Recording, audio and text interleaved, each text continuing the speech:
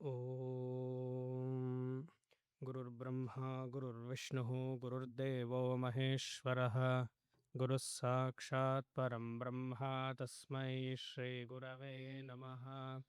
ಸದಾಶಿವಸಮಾರಂಭಾಂ ಶಂಕರಾಚಾರ್ಯಮಧ್ಯಮಾಂ ಅಸ್ಮದಾಚಾರ್ಯಪರ್ಯಂತಾಂ ವಂದೇ ಗುರುಪರಂಪರಾಂ.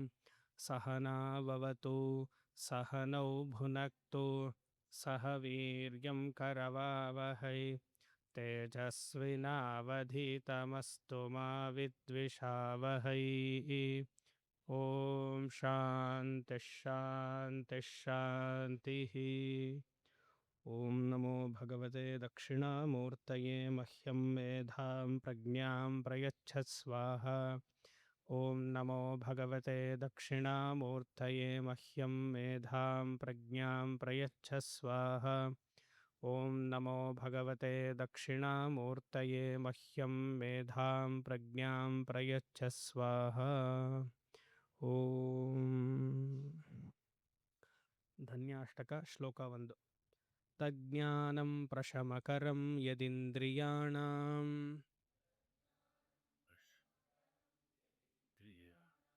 ತಜ್ಞೇಯಂ ಯದುಪನಿಷತ್ಸು ನಿಶ್ಚಿತಾರ್ಥಂ.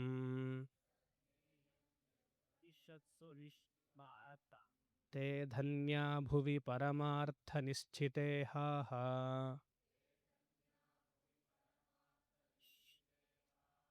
ಶೇಷಾಸ್ತು ಭ್ರಮನಿಲಯೇ ಪರಿಭ್ರಮಂತಿ.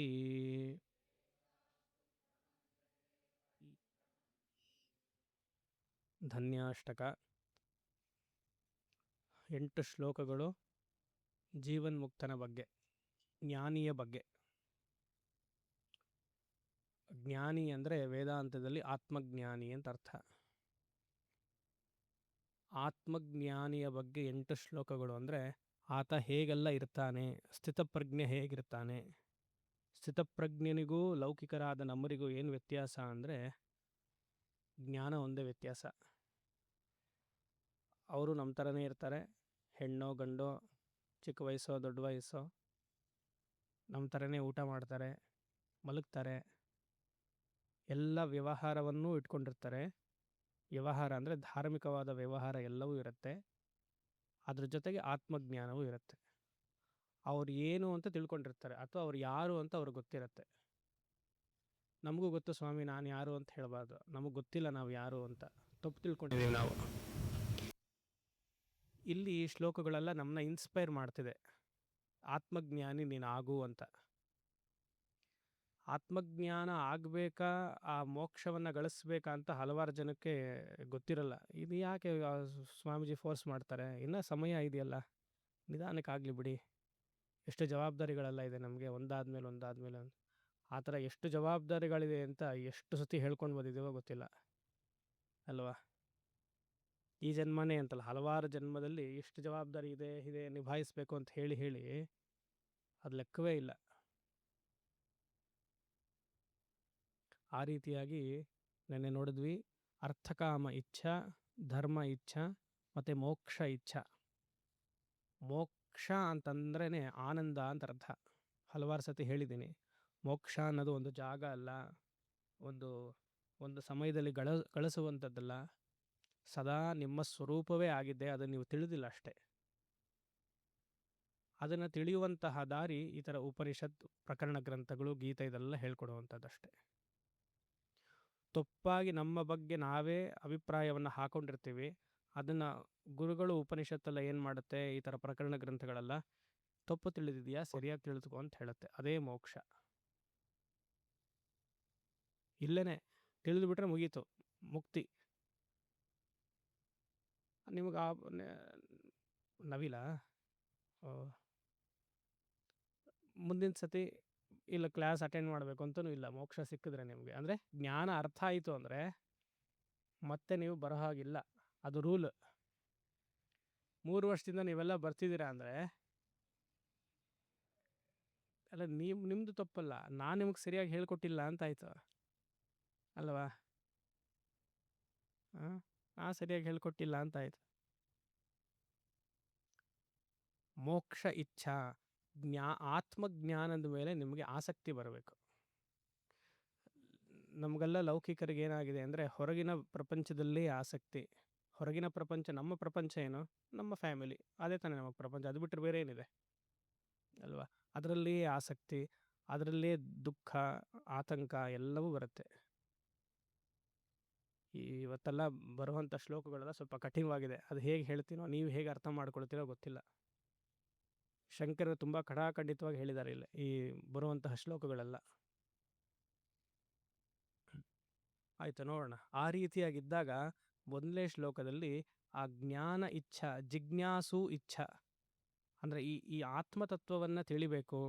ಭಗವಂತ, ಪ್ರಪಂಚ, ಈ ಜೀವಾತ್ಮ ಅಂದ್ರೇನು, ಈ ಜೀವಾತ್ಮ ಪರಮಾತ್ಮರ ಐಕ್ಯ ಅಂದ್ರೇನು, ಅದೆಲ್ಲ ತಿಳಿಬೇಕು ಅಂದರೆ ಇದಕ್ಕೆ ಸಮಯವನ್ನು ಕೊಡಬೇಕು. ತೇ ಧನ್ಯಾ, ಅವರೆಲ್ಲ ಧನ್ಯರು. ಯಾತಕ್ಕೆ? ಆತ್ಮಜ್ಞಾನವನ್ನು, ಆ ಬ್ರಹ್ಮಜ್ಞಾನವನ್ನು ಗುರುಮುಖೇನ ಕಲ್ತಿದ್ದಾರೆ. ಇಂದ್ರಿಯಗಳೆಲ್ಲ ಪ್ರಶಮವಾಗಿದೆ. ಲೌಕಿಕ ವಿದ್ಯೆಯಲ್ಲಿ ಎಲ್ಲ ಇಂದ್ರಿಯಗಳು ಹೇಳುತ್ತೆ, ಬೆಳಗ್ಗೆ ಎದ್ದಿದ ತಕ್ಷಣ ಇಂದ್ರಿಯಗಳೆಲ್ಲ ಹೇಳುತ್ತೆ ಈಗ ತಾತ್ಕಾಲಿಕವಾಗಿ 8 ಗಂಟೆವರೆಗೂ ನೆಮ್ಮದಿಯಿಂದ ಇರುತ್ತೆ ಅಂತ ಭಾವಿಸ್ಬೇಕಷ್ಟೆ. ಯಾರು ಗೊತ್ತು ಅಲ್ವಾ? ತಜ್ಞೇಯಂ ಯದ್ ಉಪನಿಷತ್ಸು ನಿಶ್ಚಿತಾರ್ಥಂ. ಉಪನಿಷತ್ ಅನ್ನುವಂತಹ ವಿದ್ಯೆಯಲ್ಲಿ ನಿಶ್ಚಿತಾರ್ಥಂ, ಅವ್ರಿಗೆಲ್ಲ ದೃಢವಾದ ಜ್ಞಾನ. ಶ್ರವಣ ಮನನ ನಿಧಿಧ್ಯಾಸವನ್ನು ಪ್ರತಿನಿತ್ಯ ಮಾಡ್ತಾ ಬರ್ತಿರ್ತಾರೆ. ಹೇಗೆ ನಾವು ದಿನಕ್ಕೆ 3 ಹೊತ್ತು ಊಟ ಮಾಡ್ತೀವೋ ಅದೇ ರೀತಿಯಾಗಿ ಬೆಳಗ್ಗೆ ಶ್ರವಣ ಮನನ ನಿಧಿಧ್ಯಾಸನ ಮಾಡಬೇಕು. ನಿಧಿಧ್ಯಾಸನ ಹೇಗಿದ್ರು ಮಾಡ್ತೀವಿ ನಾವೆಲ್ಲರೂ ರಾತ್ರಿ. ನಿಧಿಧ್ಯಾಸನ ಅಂದರೆ ನಿದ್ದೆ ಮಾಡೋದು ಅಂತ ಅರ್ಥ. ಇದು ವೇದಾಂತದ ನಿದ್ದೆ ಅಂದರೆ ಹೀಗೆ ಕೂತು ಮಾಡೋದು. ಅದೆಲ್ಲ ಮಲ್ಕೊಂಡಿರೋ ಮಾಡೋದು ಒಂಥರ ನಿಧಿಧ್ಯಾಸನ. ಪ್ರತಿನಿತ್ಯ ಶ್ರವಣ ಮಾಡಬೇಕು. ಶ್ರವಣ ಮಾಡಿದ್ದನ್ನು ಕೇಳಿಸ್ಕೊಳ್ಬೇಕು, ಅದು ಮನನ ಮಾಡಬೇಕು. ಅದಕ್ಕೆ ನಿಶ್ಚಿತಾರ್ಥಂ. ಜೀವ ಜಗತ್ ಈಶ್ವರ ಅನ್ನುವಂಥ ಆಧಾರ ಶಕ್ತಿಗೆ ನಿಶ್ಚಿತಾರ್ಥಂ ಅಂತ ಹೆಸರಿಲ್ಲಿ. ಇದು ಉಪನಿಷತ್ಸು ನಿಶ್ಚಿತಾರ್ಥಂ ಅಂದರೆ ಆ ಟ್ರಯಡ್ ತ್ರಿಪುಟಿಗಳಿದೆಯಲ್ಲ, ಆ ತ್ರಿಪುಟಿಯ ಆಧಾರ ಬ್ರಹ್ಮ, ಅದನ್ನು ತಿಳಿದಿದ್ದಾರೆ. ಯಾವಾಗ ಆ ಜ್ಞಾನವನ್ನು ತಿಳಿತಾರೋ ಇಂದ್ರಿಯಗಳೆಲ್ಲ ಪ್ರಶಮ ಆಗಿಬಿಡುತ್ತೆ, ಪ್ರಶಮನತೆ ಬಂದ್ಬಿಡುತ್ತೆ, ಶಾಂತವಾಗಿ ಬಂದ್ಬಿಡುತ್ತೆ. ಆವಾಗ ಆ ಜ್ಞಾನಿ ಎಲ್ಲೆಲ್ಲಿ ಹೋದ್ರೂ ಆತನಿಗೆ ಆನಂದ, ಜ್ಞಾನಿಗೂ ಆನಂದ, ಯಾಕಂದರೆ ಆನಂದ ಸ್ಥಿತಿಯಲ್ಲೇ ಇರೋದ್ರಿಂದ, ಮತ್ತು ಅವರ ಶಿಷ್ಯರಿಗೋ ಭಕ್ತರಿಗೋ ಎಲ್ಲರಿಗೂ ಆನಂದ. ವಿವೇಕ ಚೂಡಾಮಣಿಯಲ್ಲಿ ಹೇಳಲ್ವಾ, ಶಾಂತೋ ಮಹಾಂತೋ ನಿವಸಂತಿ ಸಂತಹ, ಆಮೇಲೆ ವಸಂತವಲ್ಲೋಕಹಿತಂ ಚರಂತಹ ತೀರ್ಣ ಸ್ವಯಂ ಭೀಮ ಭವಾರ್ಣವಂಜನಾನ್ ಅಹೇತುತಾನ್ಯಾನಪಿ ತಾರಯಂತಹ. ಇದಕ್ಕೆ ಕರೆಕ್ಟ್ ಕೊಟೇಶನ್ ಯಾವುದು ಗೊತ್ತಾ? ಈ ಶ್ಲೋಕಕ್ಕೆ ವಿವೇಚಕ ಒಂದು ಹಾಡು. ವಸಂತಕಾಲ ಬಂದಾಗ ಅಲ್ಲ, ಅದು ಹೇಳಿದ್ರೆ ನೋಡಿ ಅರ್ಥ ಆಗುತ್ತೆ. ಅದಕ್ಕೆ ಮಾವು ಚಿಗುರಲೇಬೇಕು, ಕೋಗಿಲೆ ಹಾಡಲೇಬೇಕು. ಆಮೇಲೆ ಮುಂದಕ್ಕೆ ಹೇಳಲ್ಲ ನಾವು ಅದನ್ನು. ಈ ಶ್ಲೋಕ ಅದೇ ಹೇಳ್ತಾ ಇರೋದು. ಶಾಂತೋ ಮಹಾಂತೋ ನಿವಸಂತಿ ಸಂತಹ ವಸಂತವಲ್ಲೋಕ ಹಿತಂ ಚರಂತಹ. ಆತ್ಮಜ್ಞಾನಿಯ ಲಕ್ಷಣ ಅಥವಾ ಅವನ ವ್ಯವಹಾರ ಹೇಗಿರುತ್ತೆ ಅಂದರೆ ವಸಂತ ಕಾಲದಂತೆ ಇರುತ್ತಂತೆ. ವಸಂತ ಕಾಲ ಅಂದರೆ ಚೈತ್ರ ವೈಶಾಖ ಮಾಸ, ಎಲ್ಲ ಗಿಡ ಮರಗಳೆಲ್ಲ ಬೆಳೀತಾ ಇರುತ್ತೆ, ಎಲ್ಲ ಚಿಗುರು, ಸ್ಪ್ರಿಂಗ್ ಸೀಸನ್. ಆ ರೀತಿಯಾಗಿ ಜ್ಞಾನಿಯ ವ್ಯವಹಾರ ಭಕ್ತರ ಜೊತೆ ಆಗಿರುತ್ತೆ.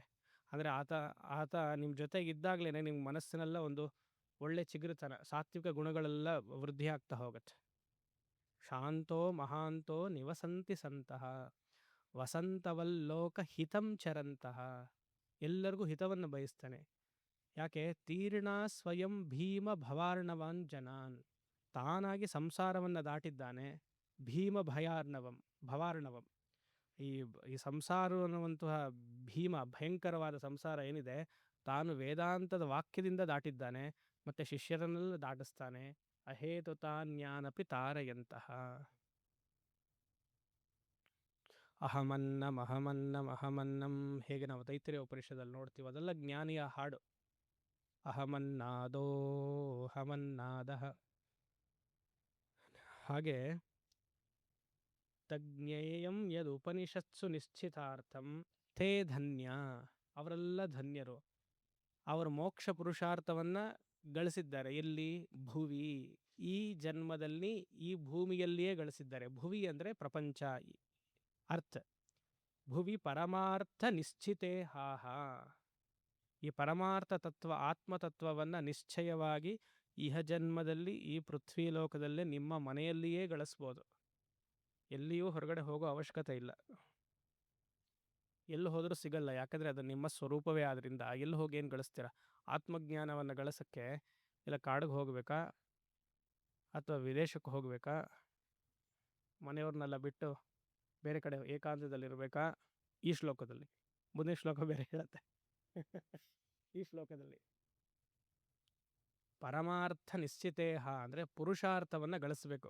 ಪುರುಷಾರ್ಥ ಅಂದರೆ ಇಲ್ಲಿ ಮೋಕ್ಷ ಪುರುಷಾರ್ಥವನ್ನು ಆನಂದವಾಗಿರೋದನ್ನು ಪ್ರತಿನಿತ್ಯ ಕಲ್ತ್ಕೊಳ್ಬೇಕು. ಆನಂದವಾಗಿರೋಕ್ಕೆ ಯಾರ ಹಂಗು ಬೇಕಾ ಇಲ್ವಲ್ಲ? ಬೇಕಾ? ನಾನು ಆನಂದವಾಗಿದ್ದೀನಿ ಸ್ವಾಮಿ ಅನ್ನೋದಕ್ಕೆ ಯಾರ ಮೇಲಾದರೂ ಡಿಪೆಂಡ್ ಆಗಬೇಕಾ? ಇಲ್ವಲ್ಲ? ನಾವು ಅದರ ಭ್ರಮೆಯಿಂದ ಇನ್ನೊಬ್ಬರಿಂದ ನಾವು ಆನಂದವಾಗಿರ್ತೀವಿ ಅಂತ ಅಂದ್ಕೊಂಡಿದ್ದೇವೆ ಅಲ್ವಾ? ಇನ್ನೊಬ್ಬರಿಂದ ಆನಂದವಾಗಿರ್ತೀವಿ ಅಂತ ನಮಗೆ ಭ್ರಾಂತಿ ಬಂತು ಅಂದರೆ ಶೇಷಾಸ್ತು ಭ್ರಮನಿಲಯೇ ಪರಿಭ್ರಮಂತಿ.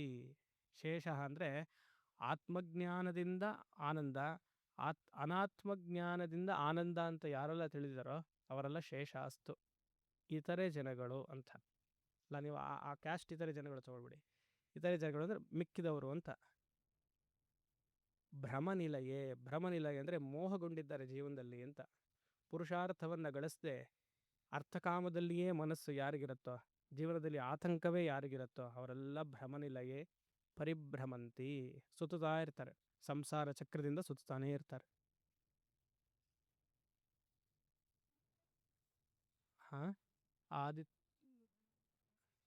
ಅವಿದ್ಯಾಯಾಮಂತರೇ ವರ್ತಮಾನಾಃ ಧೀರಾಃ ಪಂಡಿತಾ ಮನ್ಯಮಾನಾಃ ಜಂಘನ್ಯಮಾನಾಃ.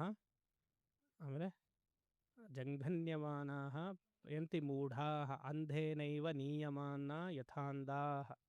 3 ಶ್ಲೋಕ, 3 ಮಂತ್ರ ಬರುತ್ತೆ ಇದೇ ರೀತಿಯಾಗಿ. ಇನ್ನೊಂದು ಬರುತ್ತಲ್ಲ ವೈರಾಗ್ಯದಲ್ಲಿ, ವೈರಾಗ್ಯ ಶತಕದಲ್ಲಿ, ಆದಿತ್ಯಸ್ಯ ಗತಾಗತೈರ್ ಸಂಕ್ಷೀಯತೆ ಜೀವಿತಂ ವ್ಯಾಪಾರೈಃ ಬಹುಕಾರ್ಯಭಾರ ಗುರುಭಿಃ ಕಾಲೋಪಿ ನ ಜ್ಞಾಯತೆ ಕಾಲೋಪಿ ನ ಜ್ಞಾಯತೆ.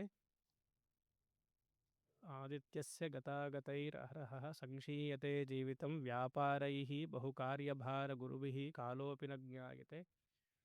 ದೃಷ್ಟ್ವಾ ಜನ್ಮ ಜರಾ ವಿಪತ್ತಿ ಮರಣಂ ತ್ರಾಸಶ್ಚ ನೋತ್ಪದ್ಯತೆ ಪೀತ್ವಾ ಮೋಹಮಯೀಂ ಪ್ರಮಾದಮದಿರಾಂ ಉನ್ಮತ್ತಭೂತಂ ಜಗತ್. ಸೂರ್ಯ ಉದಯಿಸ್ತಾ ಇದ್ದಾನಂತೆ, ಅಸ್ತಮ ಆಗ್ತಿದ್ದಾನಂತೆ. ಸಂಕ್ಷೀಯತೆ ಜೀವಿತಂ, ಒಂದು ಸೂರ್ಯನ ಉದಯ ಅಥವಾ ಅಸ್ತಮ ನಮ್ಮ ಜೀವನವನ್ನು ನಶಿಸಿ ಹೋಗ್ತಾ ಇದೆ, ಕಳೀತಾ ಹೋಗ್ತಾನೇ ಇದೆ. ಆದರೆ ಇವನಿಗೆ ಅದರ ಕಡೆ ಧರ್ಮದ ಕಡೆ ಚಿಂತನೆಯೇ ಬರ್ತಾ ಇಲ್ಲ. ವ್ಯಾಪಾರೈಹಿ ಬಹುಕಾರ್ಯ ಗುರುಭಿಹಿ ಕಾಲೋಪಿನ ಜ್ಞಾಯತೆ, ಕಾಲದ ಪರಿಜ್ಞಾನವೇ ಇಲ್ಲ, ಏನೋ ಗಳಿಸ್ತೀನಿ ಅಂತ ಹೊರಟಿದ್ದಾನೆ. ಮತ್ತು ಕೊರೋನಾ ಸಮಯದಲ್ಲಿ ಎಲ್ಲರೂ ಹೋದರು, ಇವನು ಮಾತ್ರ ಹೋಗಲ್ಲ ಅಂತ ಆರಾಮಾಗಿದ್ದಾನೆ ಅಲ್ವಾ? ನನಗೇನು ಆಗಲ್ಲ, 14 days ಕ್ವಾರಂಟೈನ್ ಅಂತ. ದೃಷ್ಟ್ವಾ ಜನ್ಮ ಜರಾ ವಿಪತ್ತಿ ಮರಣಂ ತ್ರಾಸಶ್ಚ ನೋತ್ಪದ್ಯತೆ, ಭಯವೇ ಬರ್ತಾ ಇಲ್ಲ ಈತನಿಗೆ. ಯಾಕೆ ಬರ್ತಾ ಇಲ್ಲ? ಹೆಂಡವನ್ನು ಕುಡಿದಿದ್ದಾನಂತೆ. ಎಂಥ ಹೆಂಡ? ಮೋಹದ ಹೆಂಡವನ್ನು ಕುಡಿದಿದ್ದಾನಂತೆ. ಪೀತ್ವಾ ಮೋಹಮಯೀಂ ಪ್ರಮಾದ ಮದಿರಾಂ ಉನ್ಮತ್ತ ಭೂತಂ ಜಗತ್. ಜಗತ್ತೆಲ್ಲವೂ ಆ ಮೋಹದ ಹೆಂಡವನ್ನು ಕುಡಿದ ಮೇಲೆ ನಿಮಗೆ ಕಾಣಿಸೋದಂತಲ್ಲ ಏನು, ಎಲ್ಲರೂ ಮೋಹದಲ್ಲೇ ಇದ್ದಾರೆ ಅಂತಲೇ ಕಾಣಿಸೋದು. ಹೇಗೆ ಜಾಂಡೀಸ್ ಬಂದಮೇಲೆ ಎಲ್ಲವೂ ನಿಮಗೆ ಹಳದಿಯಾಗಿ ಕಾಣುತ್ತೋ, ಈ ಮೋಹದ ಮನಸ್ಸಿನಲ್ಲಿ ಎಲ್ಲರನ್ನೂ ನೋಡಿದಾಗ ಎಲ್ಲರೂ ಸತ್ಯ ಅಂತಲೇ ಗೊತ್ತಾಗುತ್ತೆ. ಅದರಿಂದ ಓಡ್ತಾ ಇರ್ತೀವಿ ನಾವು. ತಪ್ಪು ಸರಿ ಗಲಾಟೆ ಬೆಳಗ್ಗೆಯಿಂದ ಇದ್ದವರೆಗೂ. ಯಾಕೆ? ಧರ್ಮದ ಚಿಂತನೆ ಇಲ್ಲ, ವಿಶೇಷವಾಗಿ ಮೋಕ್ಷದ ಚಿಂತನೆ ಇಲ್ಲ. ಅರ್ಥಕಾಮದಲ್ಲಿಯೇ ಮನಸ್ಸು ಅಲ್ವಾ? ಧರ್ಮದಲ್ಲಿಯೇ ಮನಸ್ಸು ಇಟ್ಕೊಂಡ್ರೂ ಪ್ರಾಬ್ಲಮೇ. ನೆನ್ನೆ ಹೇಳಿಲ್ಲ ಇದು ನಾನು. ಯಾಕೆ?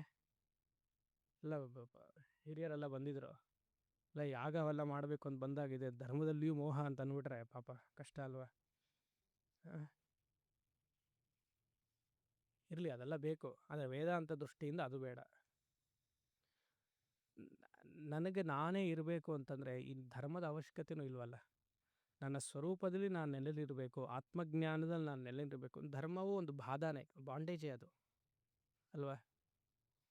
ಆ ರೀತಿಯಾಗಿ ಈ ಮೊದಲನೇ ಮಂತ್ರ ಹೇಳುತ್ತೆ, ಜ್ಞಾನಿಗಳು ಅವರ ಸ್ವರೂಪದಲ್ಲಿರ್ತಾರೆ. ಅವರ ಸ್ವರೂಪದಲ್ಲಿರ್ತಾರೆ, ನೀವು ಇರಬಾರ್ದು ಅಂತಲ್ಲ, ಇರೋಕ್ಕಾಗಲ್ಲ ಅಂತಲ್ಲ, ಅದ್ರ ಕಡೆ ಗಮನ, ಜ್ಞಾನದ ಇಚ್ಛೆ ಬೆಳೆಸ್ಕೊಳ್ಬೇಕು. ಅವಾಗ ನಾವು ಇರ್ಬೋದು ಅಂತ ಅರ್ಥ. ಎರಡನೇದು, ಆದೌ ವಿಚಿತ್ಯ ವಿಷಯಾನ್ ಮದಮೋಹರಾಗ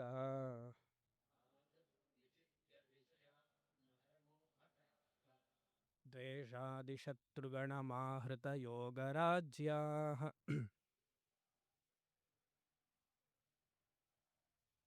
ಜ್ಞಾತ್ವಾಮೃತಂ ಸಮನುಭೂಯ ಪರಾತ್ಮವಿದ್ಯಾ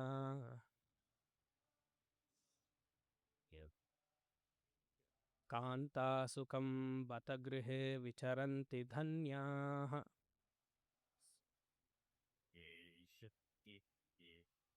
ಎರಡು ಓಕೆ. ಬತಗೃಹೆ ಬೆಟರ್ ರೀಡಿಂಗ್ ದ್ಯಾನ್ ವನಗೃಹೆ. ವನಗೃಹೆಗಿಂತ ಬತಗೃಹೆ, ಬತ ಬತ.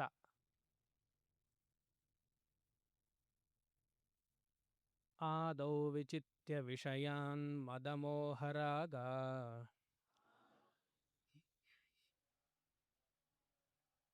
ದ್ವೇಷಾದಿಶತ್ರುಗಣಮಾಹೃತ ಯೋಗರಾಜ್ಯಾಃ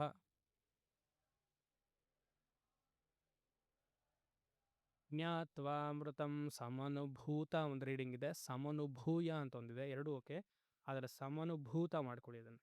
ಜ್ಞಾತ್ವಾ ಇಲ್ಲ, ಜ್ಞಾತ್ವಾಮೃತಂ, ಜ್ಞಾತ್ವಾಮೃತಂ ಸಮನುಭೂತ ಪರಾತ್ಮವಿದ್ಯಾ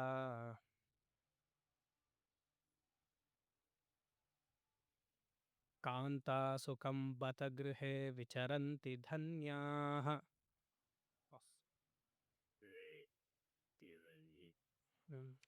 ಸರಿ, ಒಂದು ಸಂದೇಹ ಬರ್ಬೋದು, ಏನು, ಆತ್ಮಜ್ಞಾನಿ ಆಗಬೇಕು ಅಂದರೆ ಆತ ಏನೆಲ್ಲ ಸಾಧನೆಗಳು ಮಾಡಿರ್ಬೋದು?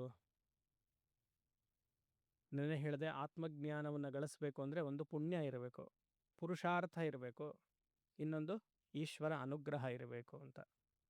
ಅದೇ ರೀತಿಯಾಗಿ ಯಾವುದೇ ಲೌಕಿಕದಲ್ಲೂ ತಗೊಳ್ಳಿ, ಒಂದು ವಿದ್ಯೆಯಲ್ಲಿ ಉತ್ತೀರ್ಣರಾಗಬೇಕು ಅಂದರೆ ಆ ವಿದ್ಯೆಯಲ್ಲಿ ಉತ್ತೀರ್ಣರಾಗಬೇಕು ಅಂತ ಒಂದು ಆಸೆ ಇರಬೇಕಲ್ಲ.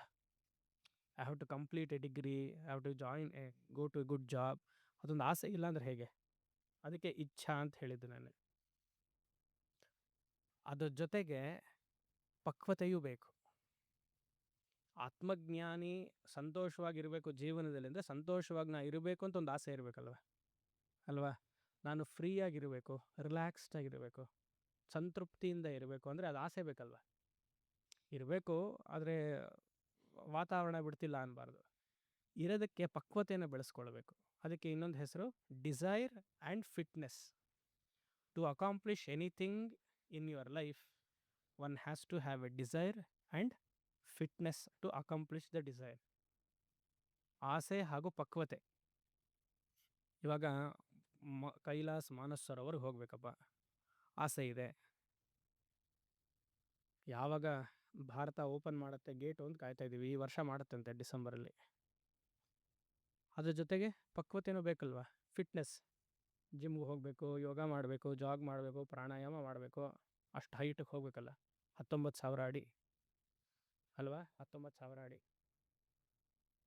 ಅಲ್ಲಿ ಹೋಗಿ 3-4 ದಿವಸ ಸ್ನಾನವೇ ಇರಲ್ಲ. ಆ ಸ್ನಾನ ಇಲ್ಲದೆ ಅವರೇನೋ ಕೊಟ್ಟಿರ್ತಾರೆ, ಚಪಾತಿ, ಆಲೂಗಡ್ಡೆ ಪಲ್ಯ, ಕಾಲಿಫ್ಲವರ್ ಪಲ್ಯ, ಅದೆಲ್ಲ ಅಲ್ಲೇ ತಾನೆ. ಉತ್ತರ ಭಾರತದಲ್ಲೇ ಅಲ್ಲಿಗೂ ಬಂದ್ಬಿಟ್ಟಿದೆ ಎಲ್ಲ. ನಮ್ಮ ಥರ ಅನ್ನ ಸಾರು ಕೊಡ್ತಾರ ಅಲ್ವಾ? ಅದಕ್ಕೆ ನಾವು ಇಲ್ಲಿಂದನೇ ಕುಕ್ ಕರ್ಕೊಂಡು ಹೋಗೋದು, ಟ್ರಾವೆಲ್ಸ್ನೆಲ್ಲ ಕರ್ಕೊಂಡು ಹೋಗಿ ಅಲ್ಲೂ ಅದೇ ಬೇಕು ಅಂತ ಹೋಗ್ತಿರೋದು ಈಶ್ವರನ ನೋಡೋಕ್ಕೆ. ನಮ್ಗಲ್ಲಿ ಅನ್ನ ಸಾರು ಬೇಕು. ಹಾಂ, ಹೇಗಿದೆ ನೋಡಿ ಆಸೆ. ಆಸೆಯಲ್ಲಿ ಆಸೆ. ಮಾನಸ್ ಸರೋವರ್ಗೆ ಹೋಗಬೇಕು, ಅಲ್ಲಿ ಹೋಗಿ ನಮ್ಮ ದಕ್ಷಿಣ ಭಾರತದ ಊಟ ಮಾಡಬೇಕು ಅಂತ ಇರಲಿ. ಸೊ ಏನು ಹೇಳಕ್ಕೆ ಬಂದೆ, ಆಸೆ ಜೊತೆಗೆ ಪಕ್ವತೆ ಬೇಕು. ಅದೇ ರೀತಿಯಾಗಿ ನಾನು ಬ್ರಹ್ಮಜ್ಞಾನಿ ಆಗಬೇಕು ಅಂದರೆ, ಸದಾ ಆನಂದವಾಗಿರಬೇಕು ಅಂದರೆ ಆಸೆ ಏನೋ ಇದೆ, ಇದೆಯಾ ಇಲ್ವಾ? ಇದ್ರೇನು ಮುಂದೆ ಹೇಳಿದ್ ನಾನು, ಆಸೆ ಇದೆಯಾ ಇಲ್ವಾ? ಹಾಂ, ಮತ್ತು ಒಂದು ವಾರಕ್ಕಾದರೂ ಹೇಳಿ. ಅಷ್ಟು ದೂರದಿಂದ ಬಂದಿದ್ದೀನಿ, ಆಸೆ ಇಲ್ಲ, ನೀವೇನೋ ಹೇಳ್ಕೊಳ್ಳಿ ಅಂತಂದರೆ ಆಸೆ ಇರಬೇಕು, ಅದ್ರ ಜೊತೆಗೆ ಪಕ್ವತೆನೂ ಬೇಕು. ಆ ಪಕ್ವತೆ ಹೇಗೆ ಅಂತ ಈ ಶ್ಲೋಕ ಹೇಳುತ್ತೆ. How to be fit, how to keep my mind fit to receive the knowledge. 8 ಗಂಟೆವರೆಗೂ ನೀವು ನನ್ನ ಮಾತು ಕೇಳಬೇಕು ಅಂದರೆ ಮನಸ್ಸು ಇಲ್ಲಿರ್ಬೇಕಲ್ವ. ಈಗಲೇ ಮನಸ್ಸು ಮನೆಗೆಲ್ಲ ಒಂದು ರೌಂಡ್ ಹೋಗಿ ಬಂತು ಅಲ್ವಾ, ಎಲ್ಲ ಹೋಗಿ ಬಂತು. ಗ್ಯಾಸು, ಟಿ ವಿ, ಮಗಂದು ನಾಳೆ ಏನು ಮಾಡಬೇಕು, ಮನೆಯವರು ಬಂದ್ರ, ಎಲ್ಲ ಒಂದು ರೌಂಡ್ ಆಯಿತು. ಆ ರೀತಿಯಾಗಿ ಇಲ್ಲಿ ಹೇಳ್ತಿದ್ದಾರೆ ಆದವು ಅಂದರೆ ಮೊಟ್ಟ ಮೊದಲನಿಗೆ, ಅಟ್ ಫಸ್ಟ್ ಏನು ಮಾಡಬೇಕು, ವಿಷಯಾನ್ ವಿಜಿತ್ಯ, ವಿಷಯಗಳಿಂದ ಹೊರಗಡೆ ಬಾ. ವಿಷಯ ಸುಖ, ವಿಷಯ ದುಃಖ ಎರಡರಿಂದನೂ ಹೊರಗಡೆ ಬಾ. ವಿಷಯ ಅಂದ್ರೇನು, ಸೆನ್ಸ್ ಆಬ್ಜೆಕ್ಟ್ಸ್, ಇಂದ್ರಿಯಗಳಿಗೆ ಕಾಣುವಂತಹ ವಸ್ತುಗಳು ಹೊರಗಡೆ. ಅದು ವಸ್ತು ಆಗಿರ್ಬೋದು, ಒಂದು ಸನ್ನಿವೇಶ ಆಗಿರ್ಬೋದು, ಒಂದು ವ್ಯಕ್ತಿನೂ ಆಗಿರ್ಬೋದು, ಅದರಿಂದ ಹೊರಗಡೆ ಬಾ. ಆದವು ಮೊಟ್ಟ ಮೊದಲಿಗೆ ವಿಷಯಾನ್ ವಿಜಿತ್ಯ, may you win over your sense pleasures. ವಿಷಯ ಅಂದರೆ ಅದು ಸಿ ಅನ್ನುವಂತಹ ಧಾತುವಿಂದ ತಗೊಂಡಿರೋದು. ಸಿ ಇಂಗ್ಲೀಷಲ್ಲಿ ಹಾಕೊಳ್ಬೇಡಿ, ಸಂಸ್ಕೃತದ ಸಿ, ಇಂಗ್ಲೀಷಲ್ಲಿ SE ಅಂತ ಹಾಕೊಳ್ಬೇಕು. ಸಿ, ಆ ಸಿನೋತಿ ಬದ್ಧಾತಿ ಇತಿ ವಿಷಯ ಅಂತ ಅರ್ಥ. ಸಿ ಅನ್ನುವಂತಹ ಧಾತುಗೆ ವಿ ಅನ್ನುವಂತಹ ಉಪಸರ್ಗವನ್ನು ಸೇರಿಸಿದ್ರೆ ವಿಸಿನೋತಿ ಆಗತ್ತೆ. ಆ ವಿಸಿನೋತಿನೇ ಇನ್ನು ಸಂಸ್ಕಾರವಾಗಿ ಮಾಡಿದ್ರೆ ವಿಷಯ ಅಂತ ಆಯ್ತದು. ವಿಸಿನೋತಿ ಇಸ್ ವಿಷಯ. ನಿಮ್ಮನ್ನು ಕಟ್ಟಿಬಿಡತ್ತದು, ಇಂದ್ರಿಯ ಸುಖಕ್ಕೆ ನಿಮ್ಮನ್ನು ಅಧೀನವಾಗಿ ಮಾಡಿಬಿಡುತ್ತೆ. ಮಾಯಾಶಕ್ತಿಯಿಂದ ಅಘಟಿತ ಘಟನ ಪಟೀಯಸಿ ಮಾಯ, ಇಲ್ಲದೇ ಇರೋದನ್ನ ಇದೆ ಅಂತ ತೋರಿಸುತ್ತಲ್ಲ, ಅದೇ ಮಾಯದ ವೈಶಿಷ್ಟ್ಯ. ಹಗ್ಗದಲ್ಲಿ ಹಾವನ್ನು ನೋಡ್ತಿರಲ್ವಾ, ಅದು ಮಾಯಾ ವಿಶೇಷ. ಅದನ್ನು ನೀವು ಅಧ್ಯಾಸ ಯಾಕಾಯಿತು, ಮಾಯೆಯಿಂದನೇ ಆಯಿತು. ಮಾಯೆ ಅಂದರೆ ಅವಿದ್ಯೆ. ಇದರಲ್ಲಿ ಕಪ್ಪೆ ಚಿಪ್ಪಲ್ಲಿ ಉಂಗುರವನ್ನು ನೋಡ್ತಿರಲ್ವಾ, ಅದ್ಯಾಕೆ ಮಾಯೆಯಿಂದನೇ, ಅವಿದ್ಯೆಯಿಂದನೇ. ಮತ್ತು ಹೈವೇಲಿ ಹೋಗ್ತಿರ್ತೀರ, ನೀರನ್ನು ನೋಡ್ತೀರ, ಮರುಮರೀಚಿಕೆ, ಯಾಕೆ, ಮಾಯಾ ಅವಿದ್ಯೆಯಿಂದನೇ. ಇಲ್ಲದೇ ಇರೋದನ್ನು ಇದೆ ಅಂತ ತೋರಿಸೋದಕ್ಕೆ ಅದು ಅಘಟಿತ ಘಟನಾ ಪಟೀಯಸಿ ಮಾಯ, ಅದು ವಿಷಯ ಬದ್ಧಾತಿ. ಅದರಿಂದ ಆಚೆ ಬಾ ಅಂತ ಹೇಳ್ತಿದ್ದೆ ಇಲ್ಲಿ. ಯಾವುದು, ಮದಮೋಹ ರಾಗಾದ ದ್ವೇಷಾದಿ ಶತ್ರುಗಣ.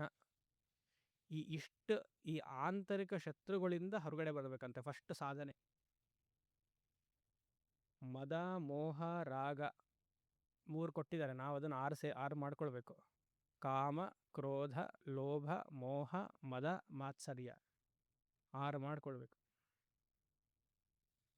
ಕಾಮ ಅಂದ್ರೇನು, ನಮಗೆ ಎಷ್ಟು ಬೇಕೋ ಅಷ್ಟಕ್ಕಿಂತ ಜಾಸ್ತಿ ಆಸೆ ಪಡೋದು, ಅದು ಕಾಮ,